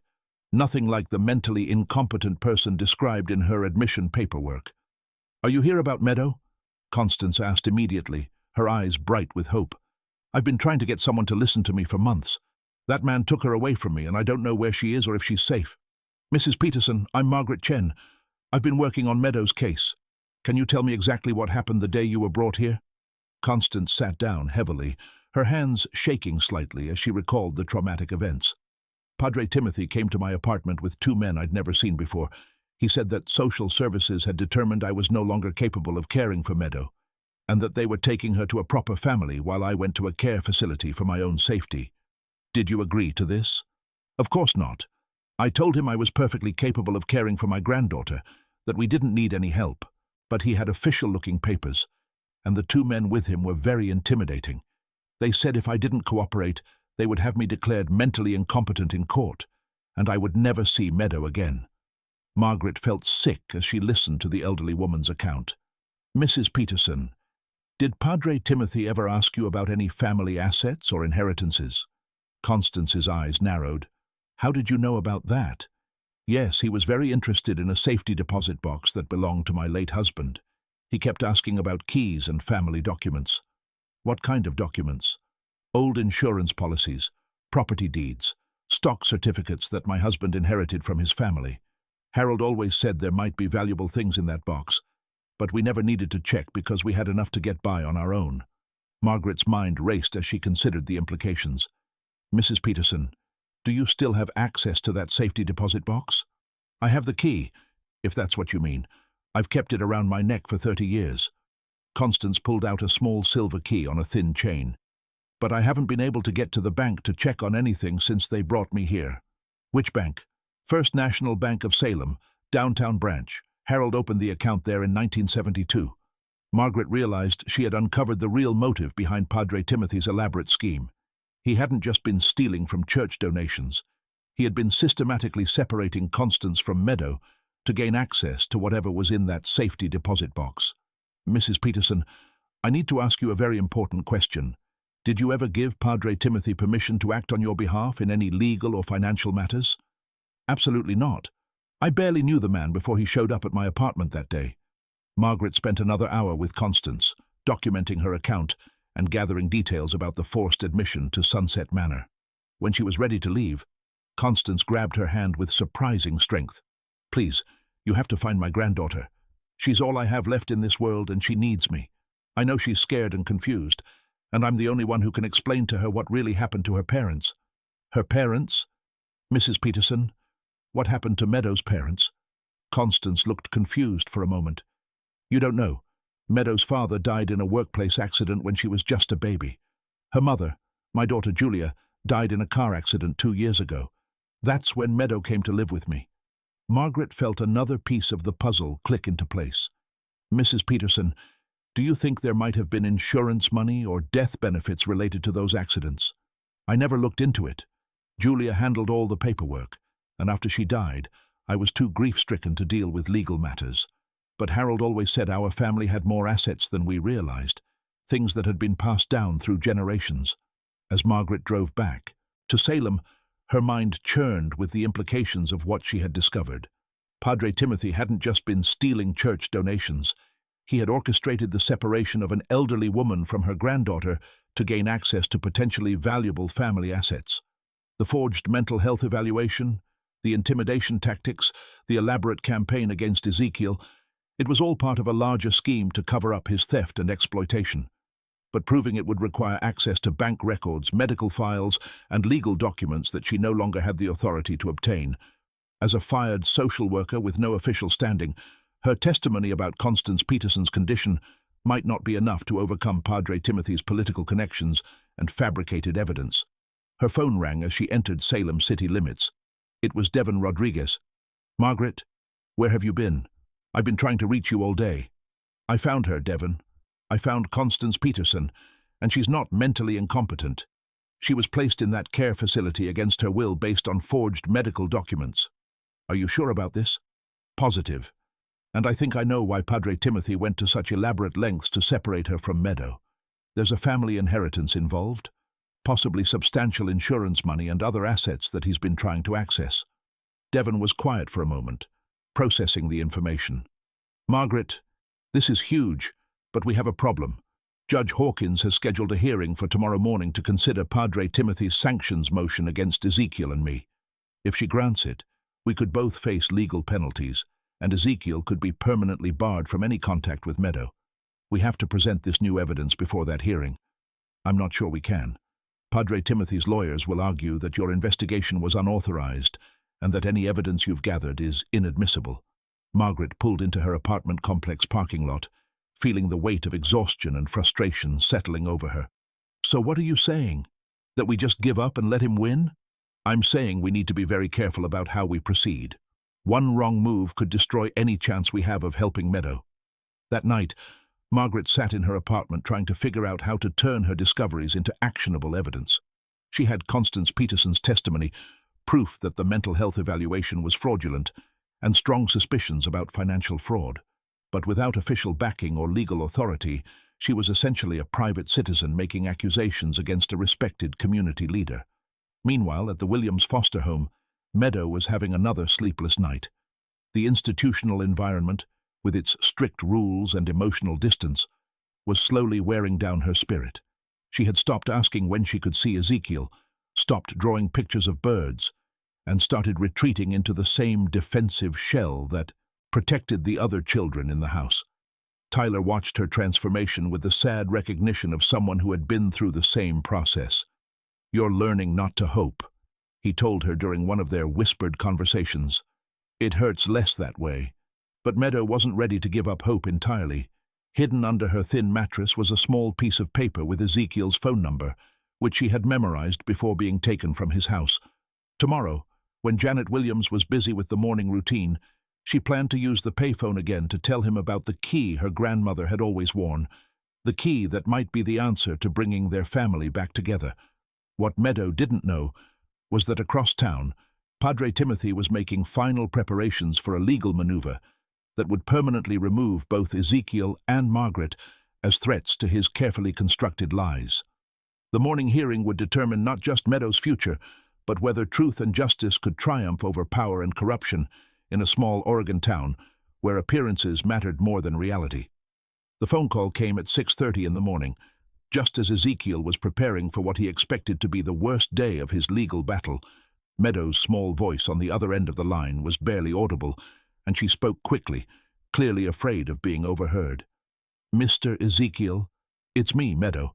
I remembered something important about my grandma." Ezekiel's heart clenched at hearing her voice. "Sweetheart, are you okay? Are they treating you well where you're staying? I don't like it here. The lady doesn't smile, and the food tastes like nothing. But Mr. Ezekiel, I remembered about the key my grandma always wears. She said it opens something special that belongs to our family." "What kind of key, Meadow?" "A little silver one on a chain around her neck. She used to let me hold it sometimes, and told me stories about treasures that were waiting for me when I got older." Ezekiel felt a surge of excitement mixed with heartbreak. "Meadow, do you remember anything else about what your grandma said about this key?" "She said it opens a box at the bank where important papers live. Papers that prove we're a real family with a real name and real things that belong to us." Before Ezekiel could ask more questions, he heard Meadows' sharp intake of breath. "I have to go. The lady is coming. Mr. Ezekiel, please don't forget about me." The line went dead, leaving Ezekiel staring at his phone with new determination.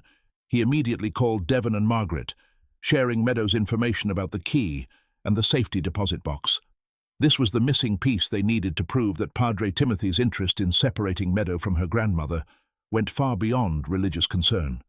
"If we can prove that Timothy has been trying to access family assets that belong to Meadow, it establishes a clear motive for all his other actions," Devon explained as they prepared for the morning hearing. "But we need to move fast." Margaret had spent the night researching Dr. Marcus Finley, the psychiatrist who had supposedly evaluated Constance Peterson. What she found was disturbing.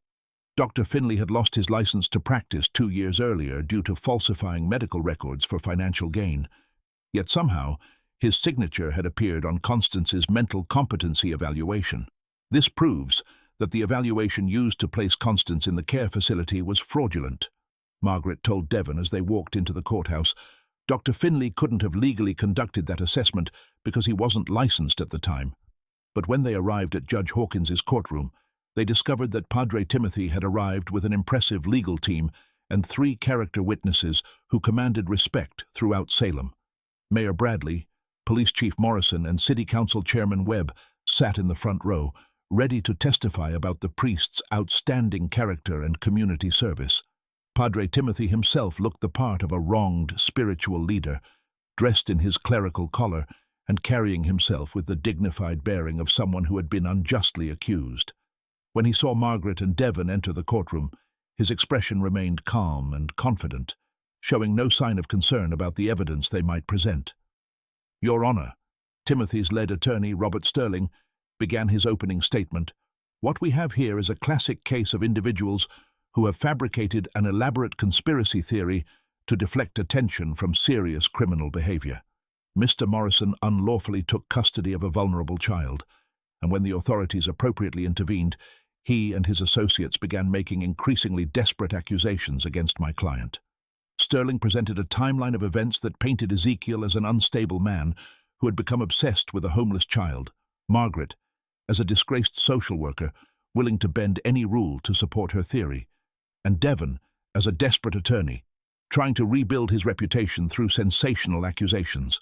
"My client, Padre Timothy Blackwood, has served this community faithfully for 7 years. He has provided spiritual guidance to thousands of parishioners, organized countless charitable activities, and maintained the highest standards of personal and professional conduct. The idea that he would steal from church donations or assault a child is not just false, it's absurd." When it was Devon's turn to present his case, he faced an uphill battle against the weight of community standing and political influence. But he started with what he believed was his strongest evidence, the fraudulent medical evaluation that had been used to place Constance Peterson in the care facility. "Your Honor, we have discovered that Mrs. Constance Peterson, the child's grandmother, is alive and well, and was placed in a care facility against her will based on a medical evaluation that was falsified by an unlicensed physician." "That's a serious accusation, Mr. Rodriguez," Judge Hawkins said. "Do you have proof of these claims?"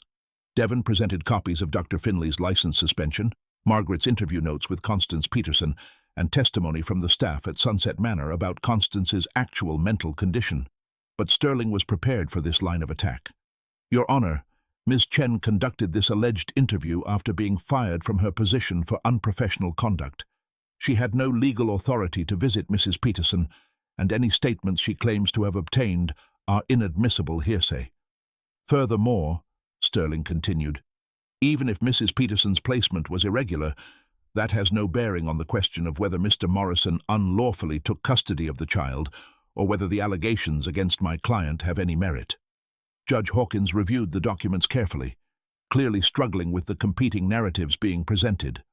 Mr. Rodriguez, while the information about Mrs. Peterson is concerning and should be investigated separately, I'm not sure how it relates directly to the charges against your client or the sanctions motion against you. Devon felt the case slipping away from him. Your Honor, it establishes motive. Padre Timothy separated Mrs. Peterson from her granddaughter to gain access to family assets.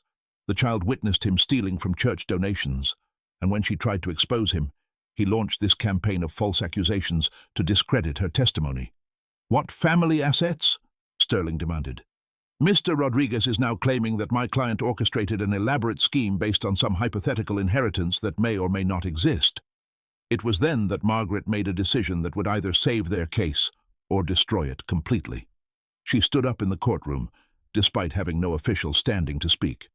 Your Honor, I can prove the motive. Mrs. Peterson told me about a safety deposit box that contains family documents and potentially valuable assets. She has the key to access it, but she's been prevented from doing so because she was illegally placed in the care facility. Judge Hawkins looked annoyed by the interruption.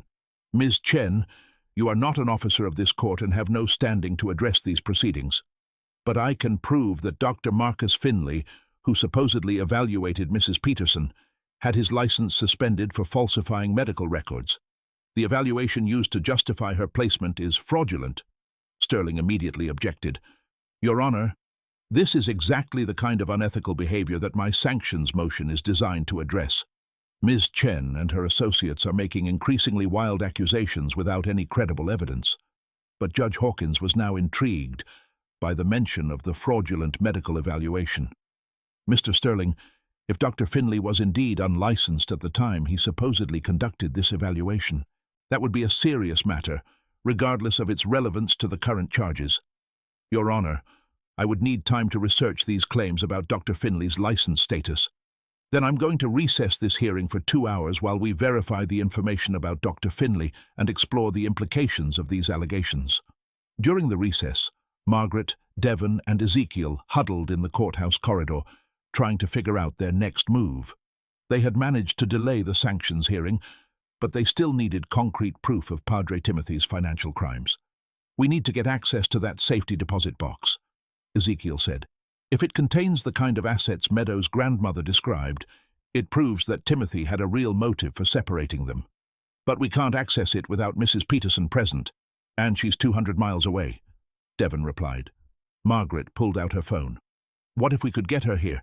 Linda Hayes at the care facility said Mrs. Peterson has been asking to leave for months.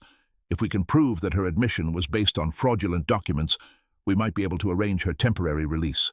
As they made frantic phone calls trying to coordinate with Sunset Manor and arrange transportation for Constance Peterson, none of them noticed Padre Timothy in deep conversation with Mayor Bradley and Police Chief Morrison near the courthouse entrance. Timothy was making one final play, calling in every favor and applying every bit of pressure he could muster to ensure that regardless of what evidence emerged about the safety deposit box, the authorities would side with his version of events. I want you to understand, Timothy told the mayor quietly, that if these false accusations are allowed to stand, it will undermine the credibility of every religious leader in this community. People need to trust their spiritual advisors, and this kind of witch hunt sets a dangerous precedent. Mayor Bradley nodded thoughtfully. Father, you've been a pillar of this community for 7 years. I find these accusations very difficult to believe. That's exactly why I need your support now more than ever. These people are desperate, and they're willing to say anything to avoid taking responsibility for their own crimes. As the recess time ticked away, both sides prepared for a final confrontation that would determine not just the legal outcome of the case, but the future of a 4-year-old girl who had already lost too much and deserved better than the adult world's failures had given her. At the Williams foster home, Meadow sat by the window watching the street, hoping to see a familiar car that would mean Ezekiel was coming to take her home. She clutched the stuffed animal he had given her and whispered the song her grandmother used to sing, trying to keep hope alive in a place where hope seemed to go to die. But she didn't know that across town, the adults who loved her were fighting the most important battle of their lives, and that the outcome would depend on whether a small silver key could unlock not just a safety deposit box, but the truth that had been buried under months of lies and manipulation. The 2-hour recess turned into 4 hours as Margaret coordinated with Sunset Manor to arrange emergency transportation for Constance Peterson.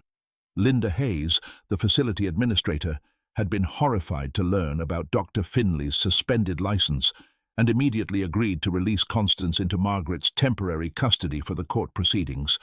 But the delay also gave Padre Timothy time to orchestrate what he hoped would be his final move against his accusers.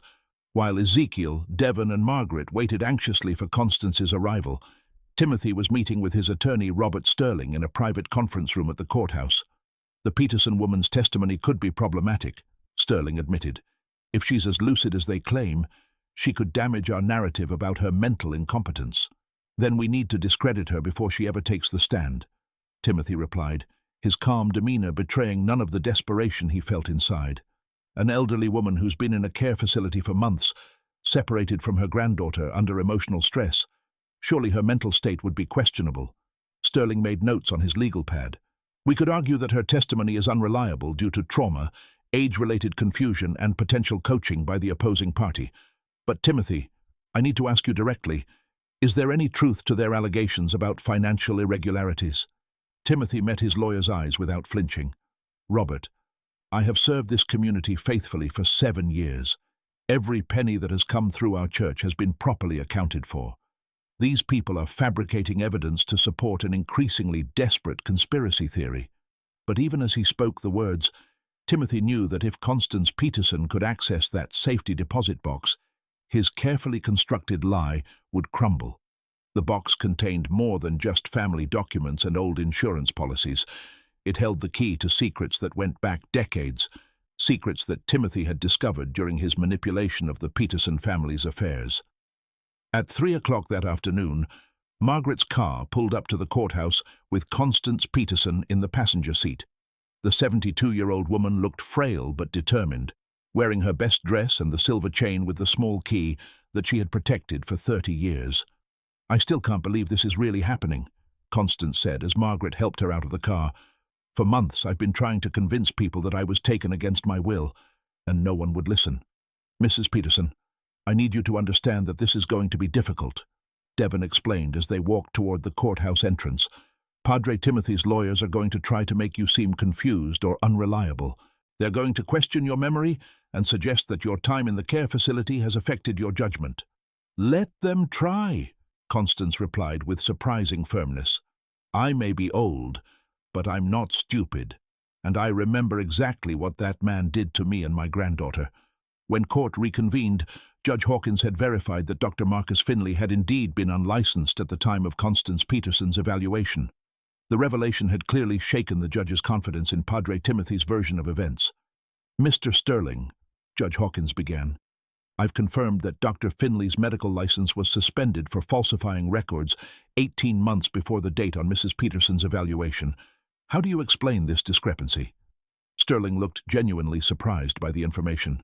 Your Honor, my client relied on what appeared to be legitimate medical documentation when making decisions about Mrs. Peterson's care.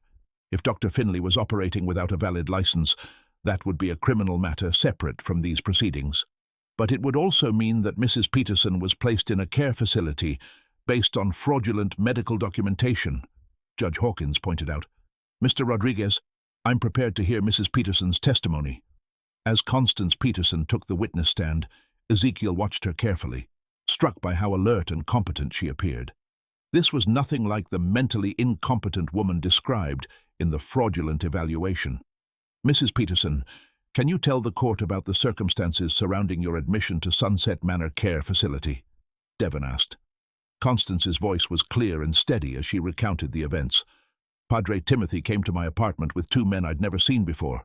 He said that social services had determined I couldn't care for my granddaughter anymore, and that they were taking her to a proper family while I went to a care facility. Did you agree to this arrangement? Absolutely not. I told him I was perfectly capable of caring for Meadow, but he had official-looking papers and said if I didn't cooperate, I would never see her again. Mrs. Peterson, did Padre Timothy ever express interest in your family's financial affairs? Yes. He was very interested in a safety deposit box that belonged to my late husband. He kept asking about keys and family documents, saying he needed to ensure Meadow's inheritance would be properly managed. Sterling immediately objected. Your Honor, the witness is making unsubstantiated claims about my client's motivations. Mrs. Peterson, Judge Hawkins asked directly, do you have this key with you today? Constance reached into her blouse and pulled out the silver chain. I've kept it safe for 30 years, just like Harold told me to. He always said there were important things in that box that would take care of our family someday. Judge Hawkins studied the small key. Mrs. Peterson, would you be willing to open this safety deposit box in presence of court officers to determine its contents? Of course, Your Honor. I've been wanting to access it for months, but they wouldn't let me leave the care facility. Timothy's face remained impassive, but Ezekiel could see the tension in his jaw. For the first time since the proceedings began, the priest looked genuinely worried. Your Honor, Sterling interjected, even if this safety deposit box contains valuable assets, that doesn't prove my client had any improper interest in them. He was simply trying to ensure that an elderly woman and her granddaughter received proper care. Then he shouldn't object to having the box opened in front of witnesses, Devon replied. Judge Hawkins made her decision. I'm ordering a recess to allow all parties to accompany Mrs. Peterson to First National Bank to open the safety deposit box in question. What we find there may shed light on the motivations behind these various allegations. The procession to the bank was surreal. Judge Hawkins, court officers, attorneys from both sides, Ezekiel, Margaret, Constance Peterson, and notably, Padre Timothy himself. The bank manager, clearly overwhelmed by the official nature of the request, quickly arranged for them to access the safety deposit box in a private room. Constance's hands shook slightly as she inserted the key into the lock. The box was larger than Ezekiel had expected, and when it opened, it revealed a collection of documents, photographs, and official papers that represented decades of family history. But it was the stack of official documents at the bottom of the box that changed everything. What is this? Judge Hawkins asked, examining a legal document that bore Padre Timothy's signature. Margaret looked over the judge's shoulder and felt her blood run cold. Your Honor, this appears to be a power of attorney agreement signed by Mrs. Peterson, granting Padre Timothy the authority to manage her financial affairs. I never signed that, Constance said firmly. I've never seen this document before in my life. Ezekiel studied the signature on the document.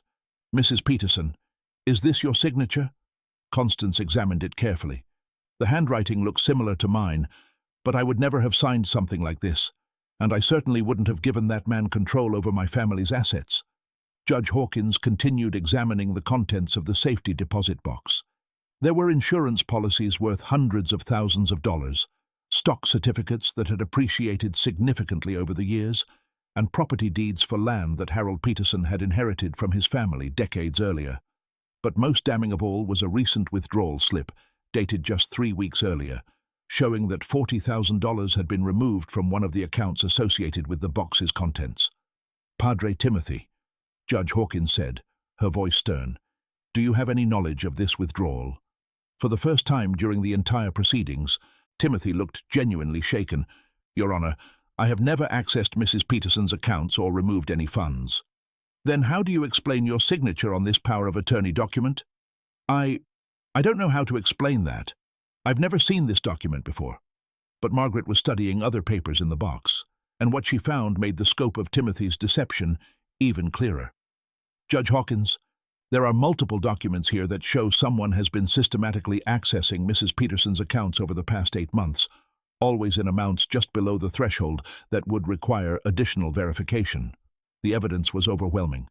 Not only had Padre Timothy orchestrated the illegal placement of Constance Peterson in a care facility, but he had forged legal documents to gain access to her family's substantial assets, and had been systematically stealing from accounts that belonged to Meadows' inheritance. "Your Honor," Devon said, "this proves that Padre Timothy had a clear financial motive for separating Mrs. Peterson from her granddaughter. When Meadow witnessed him stealing from church donations, she became a threat to an elaborate fraud scheme worth hundreds of thousands of dollars. But even as the evidence mounted against him, Timothy made one final, desperate attempt to salvage the situation.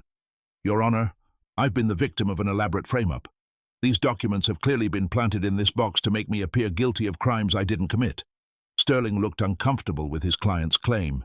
The evidence was simply too extensive and detailed to be fabricated, and the timeline matched perfectly with the events surrounding Constance Peterson's forced placement and Meadows' subsequent homelessness. Judge Hawkins closed the safety deposit box and looked directly at Timothy. "Padre Blackwood, based on the evidence presented today, I'm ordering a full criminal investigation into allegations of elder abuse, fraud, forgery, and theft. You are not to leave the county pending this investigation. Furthermore," she continued, "I am dismissing all charges and sanctions against Mr. Morrison and Mr. Rodriguez. The evidence clearly shows that their allegations were not only justified, but understated the scope of the criminal activity involved." As court officers escorted Padre Timothy from the bank, his calm facade finally cracked, and Ezekiel could see the rage and desperation in his eyes. But it was over. The truth had finally emerged, and justice was beginning to prevail. Outside the bank, Constance Peterson embraced Ezekiel with tears in her eyes. "Thank you for taking care of my granddaughter when I couldn't. Now can you take me to see her? I've missed her so much." But Ezekiel's joy at their victory was tempered by the knowledge that Meadow was still in foster care, still separated from the people who loved her, still trapped in a system that moved slowly even when justice demanded speed. The legal battle was won, but the fight to bring Meadow home was just beginning. The emergency hearing to reunite Meadow with her grandmother was scheduled for the following morning, but the wheels of bureaucracy moved frustratingly slowly, despite the dramatic revelations about Padre Timothy's criminal scheme. Margaret spent the evening on the phone with various officials, trying to expedite the process that would transfer custody from the state back to Constance Peterson. "The problem is that Mrs. Peterson will need to be evaluated to ensure she's capable of caring for a young child," explained Sandra Walsh, the new social worker assigned to Meadows' case after Margaret's firing. "Even though the previous evaluation was fraudulent, we still need current documentation of her mental and physical competence." "How long will that take?" Ezekiel asked, his impatience evident in his voice. "Normally several weeks, but given the exceptional circumstances and the criminal nature of the previous placement, we might be able to arrange an expedited evaluation." Meanwhile, at the Williams foster home, Meadow had heard nothing about the day's dramatic events. Janet Williams operated on a strict information diet with her foster children, believing that too much knowledge about legal proceedings only confused and upset them.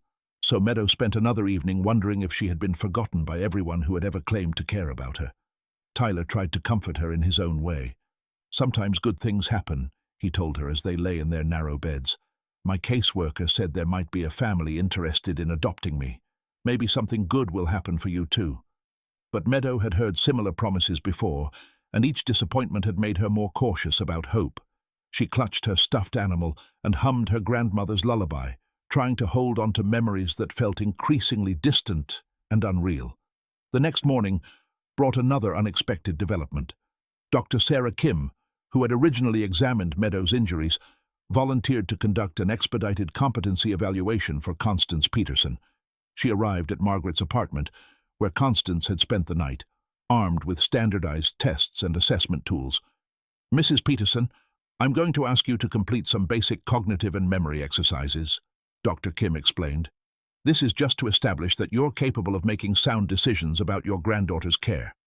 The evaluation took 2 hours, during which Constance demonstrated not only mental competence, but a remarkable memory for details about Meadows' medical history, dietary preferences, and emotional needs. She spoke eloquently about her plans for caring for the child, including her intention to use part of the recovered inheritance to ensure Meadow received proper education and counseling to help her recover from the trauma she had experienced. "Mrs. Peterson shows no signs of cognitive impairment," Dr. Kimmy concluded in her report. She demonstrates excellent judgment, clear memory, and genuine concern for her granddaughter's welfare. In my professional opinion, she is fully capable of resuming custody. But even as the legal obstacles cleared, Ezekiel found himself wrestling with unexpected emotions. Over the past weeks, he had grown to love Meadow as if she were his own daughter. The thought of saying goodbye to her, even knowing she would be with her grandmother who loved her, felt like losing Sarah all over again. "You're going to miss her," Margaret observed, as they sat in the courthouse waiting for the custody hearing to begin. "More than I expected," Ezekiel admitted. "I never thought I'd be able to care about another child after losing Sarah. Meadow gave me something I didn't know I needed." "That doesn't have to end just because she's going home to her grandmother," Margaret pointed out. "Mrs. Peterson knows how much you've done for Meadow. I'm sure she'd welcome you being part of their lives." Devon joined them in the courthouse corridor, looking more relaxed than he had in weeks. "The district attorney's office has confirmed that they're filing formal charges against Timothy. Fraud, elder abuse, forgery, theft. He's looking at serious prison time." "What about Dr. Finley?" Margaret asked. "They're investigating him too, but it looks like Timothy may have stolen his signature stamp or forged his credentials. Finley claims he never knew his name was being used on fraudulent evaluations." When Constance Peterson arrived at the courthouse, she was carrying a small suitcase filled with items she had retrieved from her apartment the night before. Among them was a photo album containing pictures of Meadow as a baby and toddler, evidence of the loving home the child had known before Timothy's intervention tore their family apart. "I brought these to show Meadow," she explained to Ezekiel. "She might not remember some of the happy times we had together before everything went wrong. I want to help her remember that she was loved and wanted from the very beginning." The custody hearing itself was almost anticlimactic after the drama of the previous day. Judge Hawkins reviewed Dr. Kim's evaluation, examined the evidence of Timothy's fraud, and listened to brief testimony from all parties involved. "Based on the evidence presented," she announced, "I am ordering that custody of Meadow Peterson be immediately transferred to her grandmother, Constance Peterson. Furthermore, I am ordering that all charges against Ezekiel Morrison be dropped, and his record cleared of any reference to this case. However," the judge continued, "given the trauma this child has experienced, I am also ordering ongoing counseling and periodic check-ins with social services to ensure her continued well-being." As they left the courthouse to collect Meadow from the Williams foster home, Constance Peterson took Ezekiel's hand. "I know this must be difficult for you. Meadow has told me how much you mean to her, and I can see how much she means to you." "She's a special little girl," Ezekiel replied, his voice thick with emotion. "I was hoping you would consider being part of our family. Not legally, of course, but, well, Meadow is going to need all the love and support she can get as she heals from this experience. And frankly, so am I." At the Williams foster home, Janet Williams received the news of Meadow's release with characteristic indifference. "Well, I hope this works out better for her than the last placement," she said, as she gathered Meadow's few belongings.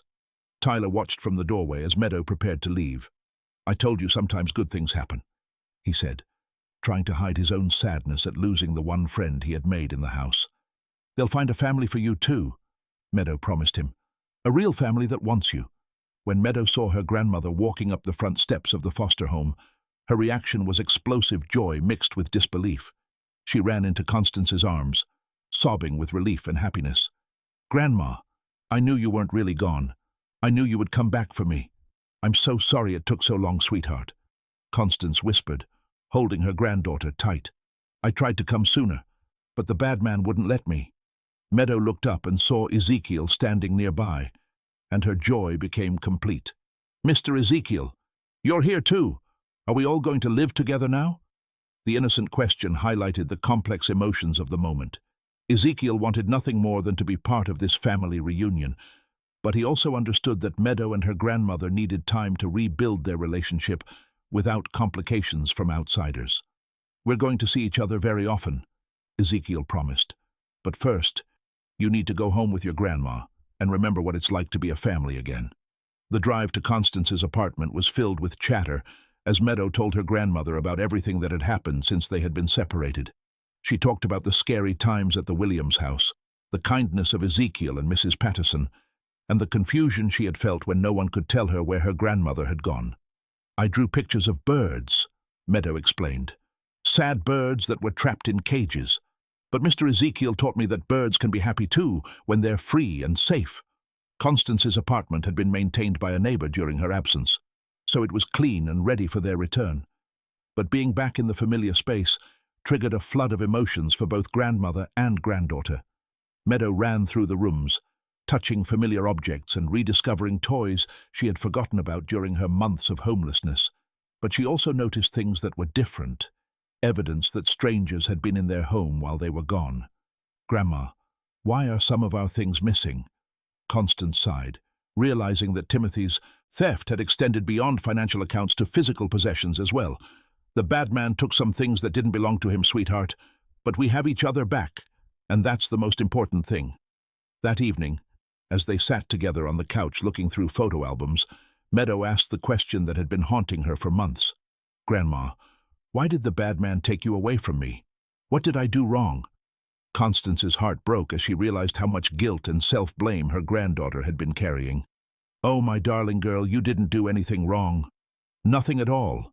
There are some people in the world who only care about money and don't care who they hurt to get it. The bad man wanted to steal from our family, and he thought if he separated us, no one would be able to stop him. But Mr. Ezekiel stopped him. Yes, Mr. Ezekiel and Miss Margaret and Mr. Devon all worked very hard to bring us back together. They're heroes, every one of them." As Meadow finally fell asleep in her own bed for the first time in months, surrounded by her own toys and blankets, Constance sat in the living room making plans for their future. The recovered inheritance would ensure that Meadow could have the best possible education and opportunities, but more importantly, they were finally free to live as a family again. But healing from the trauma they had both experienced would take time, patience, and the continued support of the people who had fought so hard to bring them home. 3 weeks after Meadow's reunion with her grandmother, the healing process was proving more complicated than anyone had anticipated. While the legal victory had restored their family unit, the emotional scars left by months of separation and trauma ran deeper than surface appearances suggested. Meadow had developed severe separation anxiety, becoming panicked whenever Constance left the apartment for even short errands. The little girl who had once been independent and curious was now clingy and fearful, constantly worried that the adults she loved would disappear again without warning. "She follows me from room to room," Constance explained to Dr. Sarah Kim during a follow-up appointment. "She won't play by herself anymore, won't go to sleep unless I'm sitting right next to her bed. I'm worried that I'm not equipped to help her through this." Dr. Kim nodded understandingly. What Meadow experienced was profound trauma. She learned that the adults who are supposed to protect her could vanish without explanation. It's going to take time and professional help for her to feel truly secure again. "What about starting her in preschool? She needs to be around other children, but I'm not sure she's ready. Let's start with small steps. Maybe play dates with one child at a time, supervised visits to the library or park. We need to rebuild her confidence gradually." Meanwhile, Ezekiel was struggling with his own adjustment. The house that had briefly felt like a home, again, now echoed with emptiness, reminding him daily of what he had lost when Meadow returned to her grandmother. His business partner, Marcus, had noticed his distraction and declining focus on work. "You need to get back to your life, Ezekiel," Marcus told him during their weekly business meeting. "I know you cared about that little girl, but she's with her family now. You did the right thing. Time to move on." But Ezekiel couldn't move on, and he wasn't sure he wanted to. Caring for Meadow had awakened something in him that had been dormant since Sarah's passing. A sense of purpose, a reason to look forward to coming home each evening, a reminder of what really mattered in life. Margaret Chen was facing her own challenges as she tried to rebuild her career after being fired from social services. The vindication of her actions in Meadow's case had restored her professional reputation, but finding new employment in Salem's tight-knit social services community proved difficult. "I've had 3 interviews this week," she told Devon over coffee. 2 in Portland, 1 in Eugene. It looks like I might have to relocate to find work." "That's probably for the best," Devon replied. "Salem's going to feel the aftershocks of the Timothy case for a long time. A lot of people who supported him are embarrassed and looking for someone to blame." "What about you? Has your practice recovered?" "Actually, yes. Exposing Timothy's fraud has brought me several new clients. Apparently there's something to be said for being the lawyer who took on the church and won." The conversation was interrupted by Devon's phone ringing. The caller ID showed Ezekiel's number. "Devon, I need to ask you something," Ezekiel said without preamble. "What would be involved in legally adopting Meadow?" "Adopting her?" "Ezekiel, she's already with her grandmother. Constance Peterson has custody." "I know that, but I've been thinking, Constance is 72 years old. What happens to Meadow if something happens to her? The child has already lost too many people in her life." Devon was quiet for a moment, considering the implications. "Are you talking about becoming a backup guardian, or are you thinking about something more permanent?" "I don't know exactly. I just know that I can't bear the thought of Meadow being alone again if something happens to her grandmother, and I think Constance might be open to the idea of having additional support." "Have you talked to Mrs. Peterson about this?" "Not yet. I wanted to understand the legal options first." "Ezekiel, there are several possibilities. Joint custody arrangements, guardianship designations, even informal co-parenting agreements. But any of those would require Mrs. Peterson's consent and a determination that it's in Meadow's best interests." As they discussed the various options, Ezekiel realized that what he was really seeking was the chance to be part of Meadow's life permanently, not as a temporary caregiver, but as a chosen family member who would always be there when she needed him. That afternoon, Constance Peterson called Ezekiel with a request that surprised him. "I was wondering if you could come over for dinner tonight. Meadow has been asking for you constantly, and I think seeing you might help her feel more secure."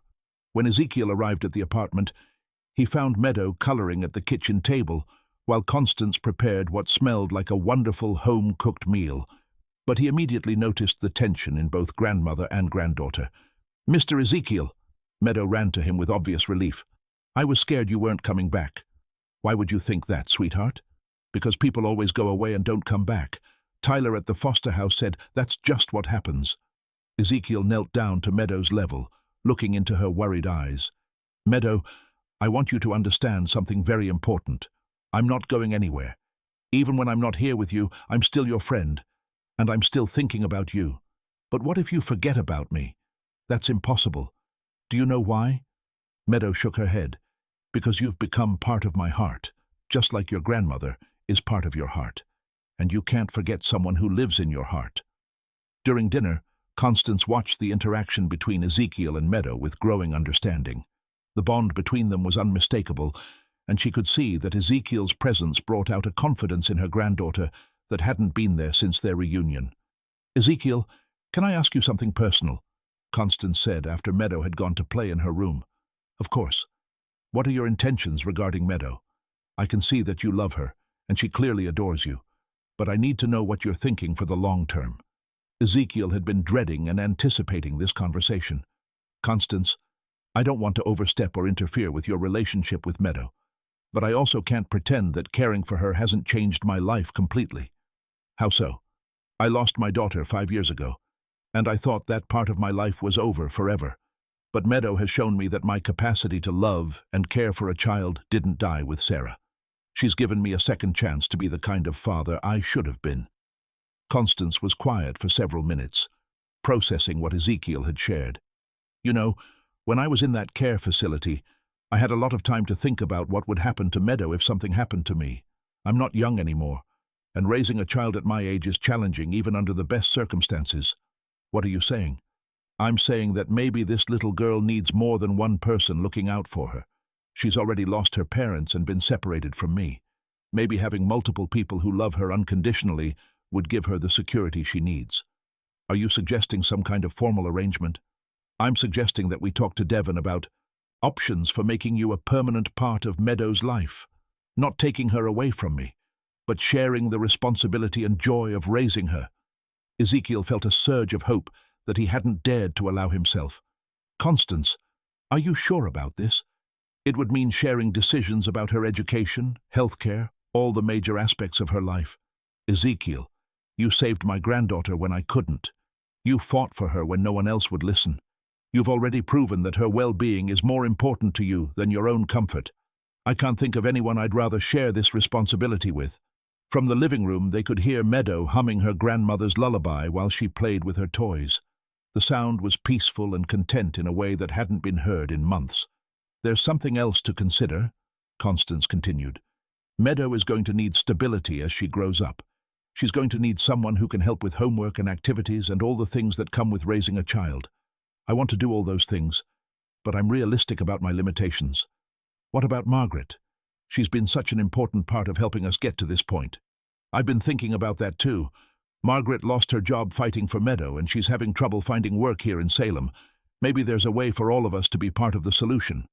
As they talked through possibilities and scenarios, both adults realized that they were designing something unprecedented but necessary, a chosen family structure that would give Meadow the security, love, and support she needed, while honoring the bonds that had been forged through shared crisis. The conversation was interrupted by Meadow appearing in the doorway, rubbing her eyes sleepily. "Are you staying tonight, Mr. Ezekiel? I have bad dreams when you're not here." Ezekiel looked to Constance, who nodded encouragingly. "I can stay tonight, sweetheart. And maybe we can talk about me staying more often." As Meadow's face lit up with genuine happiness for the first time since their reunion, both adults knew they were making the right choice. The family they were creating might not look traditional, but it was built on love, commitment, and the shared understanding that some bonds transcend biology and convention. The healing process would continue, but now it would happen within the security of knowing that Meadow would never be alone or unprotected again. The legal paperwork for the joint guardianship arrangement took 6 weeks to finalize, but the emotional transformation in Meadow began almost immediately after the adults started discussing their plans. Simply knowing that Ezekiel would be a permanent part of her life seemed to ease the crushing anxiety that had consumed her since their reunion. Devin Rodriguez worked diligently to create a legal framework that would give both Constance and Ezekiel parental rights while maintaining the grandmother's primary custody. It was an unusual arrangement, but the family court judge who reviewed the petition was sympathetic to the unique circumstances that had brought them together. Given the trauma this child has experienced and the unconventional but loving support system that has emerged, Judge Hawkins noted during the final hearing, "I believe this arrangement serves her best interests." Margaret Chen had accepted a position with a children's advocacy organization in Portland, but she made the drive to Salem every weekend to visit with Meadow and help with the transition. Her new job involved investigating institutional failures in child protection cases, work that felt deeply meaningful after her own experiences with systemic corruption. "I want to make sure no other families go through what you went through," she told Constance and Ezekiel during one of her visits. "Timothy's case exposed weaknesses in our systems that need to be fixed." The criminal trial of Padre Timothy Blackwood had become a sensation in Salem, exposing not just his individual crimes, but a network of corruption that had enabled them. The church's financial records revealed years of systematic theft, and investigators discovered that Timothy had been using his position of trust to exploit vulnerable elderly parishioners across multiple parishes. The prosecution estimates he stole over $300,000 across 7 years, Devin reported to the family. But more than that, he destroyed people's faith in institutions that are supposed to protect them. For Meadow, the trial proceedings were kept at a distance, but she was aware that the bad man was being punished for what he had done to her family. Dr. Sarah Kim continued to work with her on processing the trauma, using play therapy and age-appropriate techniques to help her understand that she was safe now. "The nightmares are becoming less frequent," Dr. Kim reported during a session with Constance and Ezekiel.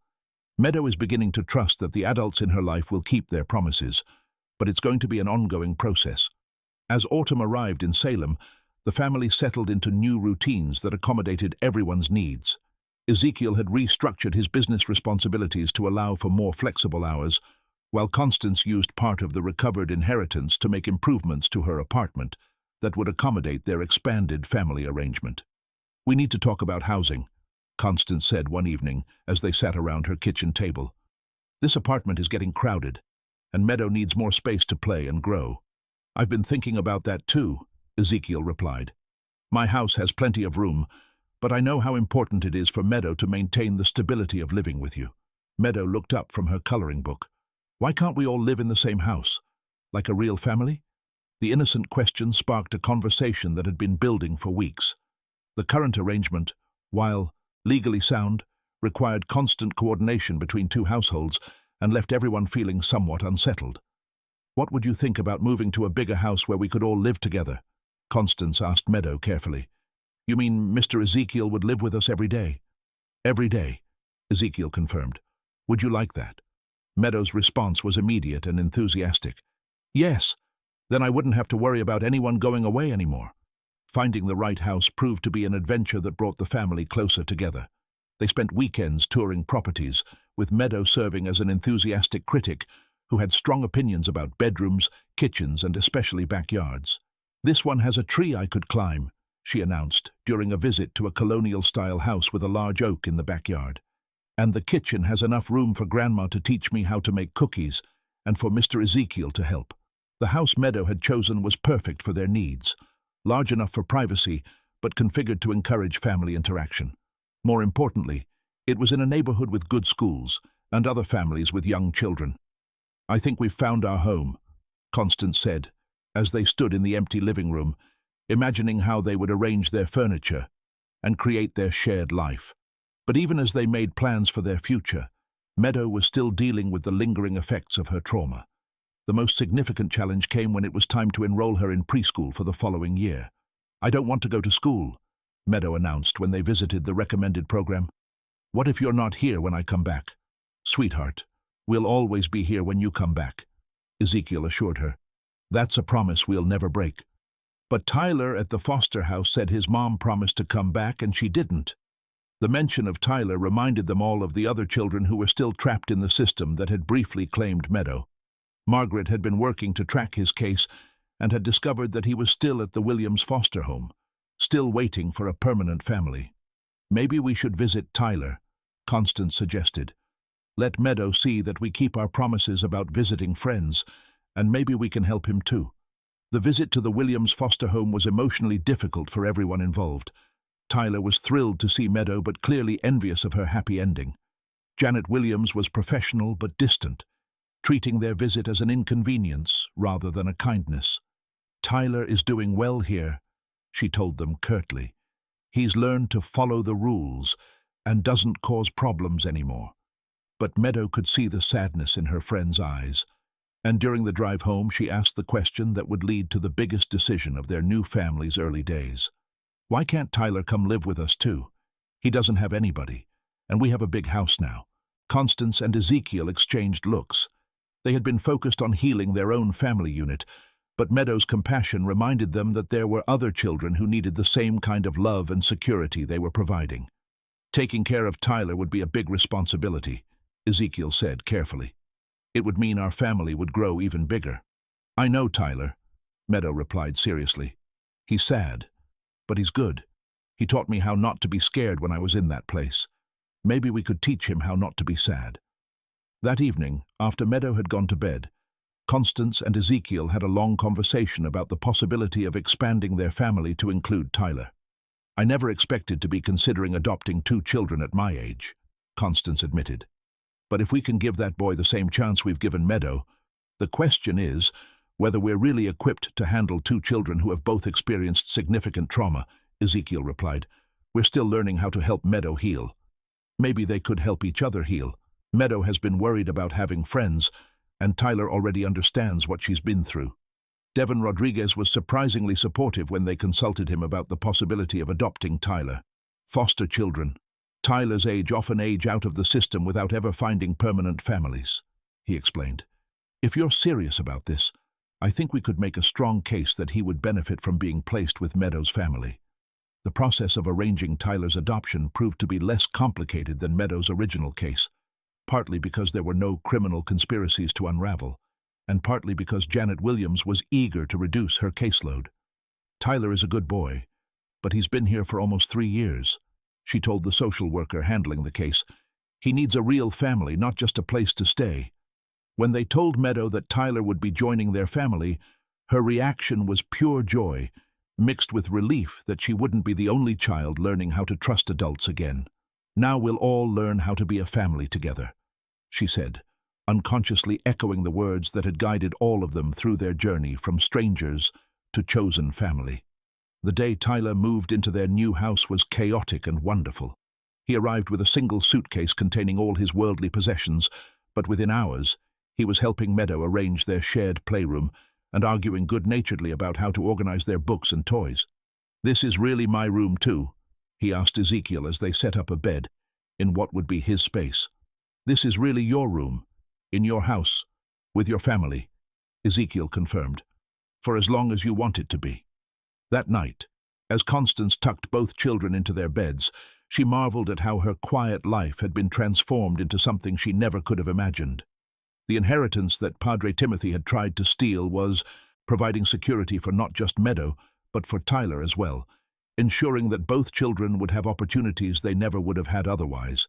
But more than financial security, they had created something rarer and more valuable, a family built on choice, commitment, and the understanding that love multiplies rather than divides when it's shared freely. The healing process would continue for all of them, but now it would happen within the safety of knowing that no one would ever be alone or unwanted again. 2 years later, on a crisp October morning in Salem, Oregon, 6-year-old Meadow Peterson Morrison stood in front of her first-grade class, confidently reading from a book she had written and illustrated herself. The story was about a little bird who got lost from her nest, but was found by a kind family of different animals who decided to raise her together. And they all lived happily ever after, Meadow concluded, closing her handmade book with a satisfied smile. Because sometimes families aren't born, they're chosen. In the audience, Constance Peterson dabbed at her eyes with a tissue, while Ezekiel Morrison beamed with pride. 9-year-old Tyler sat in the front row, applauding enthusiastically for his little sister's presentation. The transformation in both children over the past 2 years had been remarkable, but it was Meadow's newfound confidence that most amazed the adults who remembered the terrified, silent little girl they had first encountered. After school, the family gathered in their kitchen for their daily ritual of afternoon snacks and homework time. The house that had once felt too large for their unconventional family now felt perfectly sized, filled with the comfortable chaos of children's laughter, scattered art supplies, and the warm smells of Constance's cooking. "Mrs. Henderson wants to meet with us next week about Tyler's application for the gifted program," Constance announced as she distributed apple slices and homemade cookies. Tyler looked up from his math worksheet, his face showing a mixture of pride and anxiety that had become familiar. "What if I'm not smart enough? What if they change their minds and say I can't do it?" "Tyler," Ezekiel said gently, sitting down beside him, "do you remember what we've learned about worry thoughts? That they're not facts, they're just feelings," Tyler recited, the words clearly well practiced. "And what do we do with worry thoughts? We tell them thank you for trying to protect us, but we don't have to believe them." It was a technique Dr. Sarah Kim had taught them during family therapy sessions, part of the ongoing work to help both children process their early trauma while building confidence in their current security. The therapy had evolved from individual sessions to family sessions that included all 4 family members, helping them navigate the unique challenges of their blended household. "Besides," Meadow added pragmatically, "you help me with my reading every night, and I'm getting better at it. That means you're definitely smart enough." The simple logic of sibling support made Tyler smile in a way that still surprised the adults. When he had first arrived at their home, Tyler had been so accustomed to protecting himself that accepting help or comfort from others had been nearly impossible. Now, at 9, he was learning to trust that this family would celebrate his successes rather than use them against him. Margaret Chen arrived for dinner that evening, as she did every other Friday when her work schedule allowed. Her advocacy organization had grown significantly, and she had become a recognized expert in institutional reform for child protection services. But more importantly to this family, she had become Aunt Margaret, an honorary member who brought presents, helped with homework, and provided an additional layer of security for children who had learned to value having multiple adults committed to their well-being. "I have news," Margaret announced as they gathered around the dinner table. The state legislature passed the Peterson-Morrison Child Protection Act last week. The legislation, named in honor of Meadow and Tyler's story, created new oversight mechanisms for child welfare placements and required multiple verification sources for any medical or psychological evaluations used to separate families. "Does that mean what happened to us can't happen to other kids?" Meadow asked. "It makes it much harder," Margaret replied. "We can't prevent all bad things from happening, but we can make sure there are more people watching out for children who need protection." Ezekiel felt a deep satisfaction knowing that their painful experience had led to changes that might protect other families. His business had continued to thrive, but he had also become involved in local advocacy work, using his community standing to support reforms in how Salem handled vulnerable populations. Devin Rodriguez had been elected to the city council the previous year, running on a platform of transparency and accountability that resonated with voters who had been shaken by the Timothy scandal. He stopped by the house regularly, not just as their attorney but as a friend who had become part of their extended chosen family. "Any word on Timothy's appeal?" Ezekiel asked as they cleared the dinner dishes. "Denied," Devin replied with satisfaction. "He'll serve the full 15-year sentence, and the church has established a victim compensation fund using recovered assets." Padre Timothy Blackwood had ultimately been convicted on 17 counts of fraud, elder abuse, theft, and child endangerment. His prosecution had led to broader investigations that exposed corruption in several religious and care facilities throughout Oregon. But for Meadow and her family, justice had been less important than healing. Later that evening, as the children got ready for bed, Meadow made an announcement that surprised everyone. "I want to visit Tyler's old foster house tomorrow," she said, as Constance braided her hair. "There are still kids there who don't have families, and maybe we could bring them some toys or books." "That's a very kind idea, sweetheart," Constance replied. "But are you sure you're ready to go back to a place that might have sad memories?" "I'm not scared anymore," Meadow said with the matter-of-fact confidence that had replaced her earlier anxiety. "And Tyler says there's a little girl there now who reminds him of how I used to be. Maybe if she sees that kids can get real families, she won't be so sad." The visit to the Williams foster home the next day was emotional for everyone involved. Janet Williams had retired, replaced by a younger woman named Carol Martinez, who brought warmth and genuine care to her work with displaced children. The facility itself had been renovated with funding from the Timothy Victim Compensation Fund, creating a more home-like environment for the children who lived there temporarily. Meadow, Tyler, called out several children who remembered them from their previous visits. The regular contact had become part of the family's commitment to supporting other children in the system. But it was 5-year-old Emma, a quiet girl who had recently arrived at the home after being removed from a neglectful situation, who captured Meadow's attention immediately. "Hi, Emma," Meadow said gently, sitting down beside the little girl who was hiding in a corner with a worn, stuffed animal. "I used to live here too. Do you want to see the book I wrote about families?" As Meadow read her story to Emma, Tyler helped organize a craft activity with some of the older children, and the adults found themselves in conversation with Carol Martinez about the ongoing needs of children in care. "We have 12 children here right now," Carol explained. "Some will return to their families after their parents complete treatment programs, but others will need permanent placements. Emma is one of those who needs a forever family." On the drive home, both children were quieter than usual, processing what they had seen and experienced. "Do you think Emma will find a family like we did?" Tyler asked.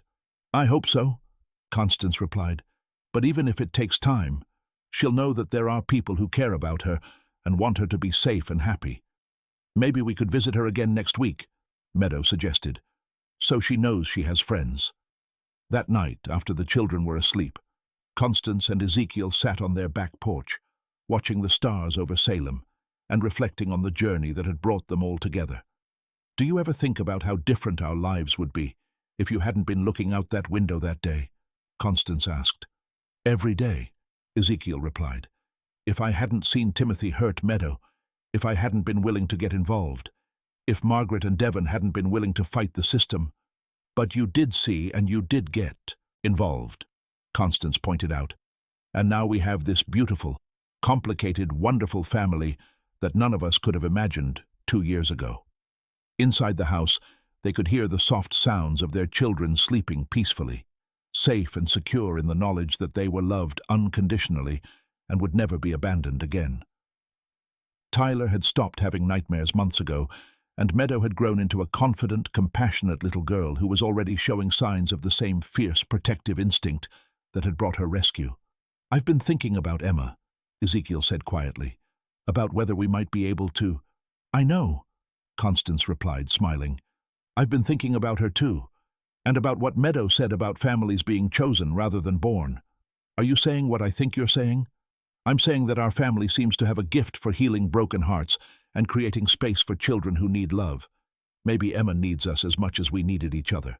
As autumn turned to winter in Salem, Oregon, the Peterson-Morrison family continued to grow and evolve, but always with the same foundation of love, commitment, and the understanding that the most powerful families are those built on choice rather than circumstance. Meadow learned to ride a bicycle that Christmas, with Tyler running alongside her until she found her balance. Tyler made the honor roll at school and discovered a talent for art that earned him recognition in a statewide youth competition.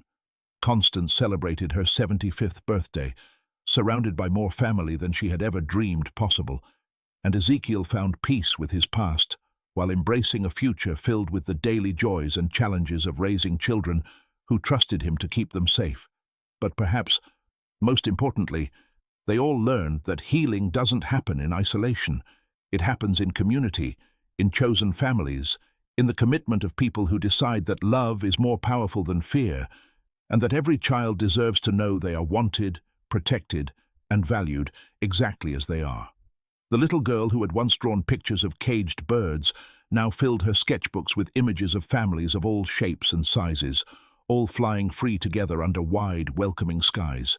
And in those drawings, anyone who looked closely could see the reflection of a truth that had emerged from their darkest moments, that sometimes the most beautiful families are the ones that choose each other, fight for each other, and refuse to let anyone they love face the world alone.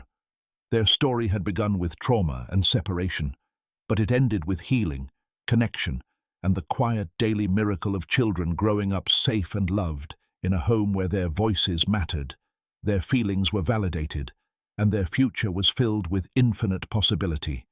If you enjoyed this video, please subscribe to my channel. I promise to bring you videos every day that will make your life happier.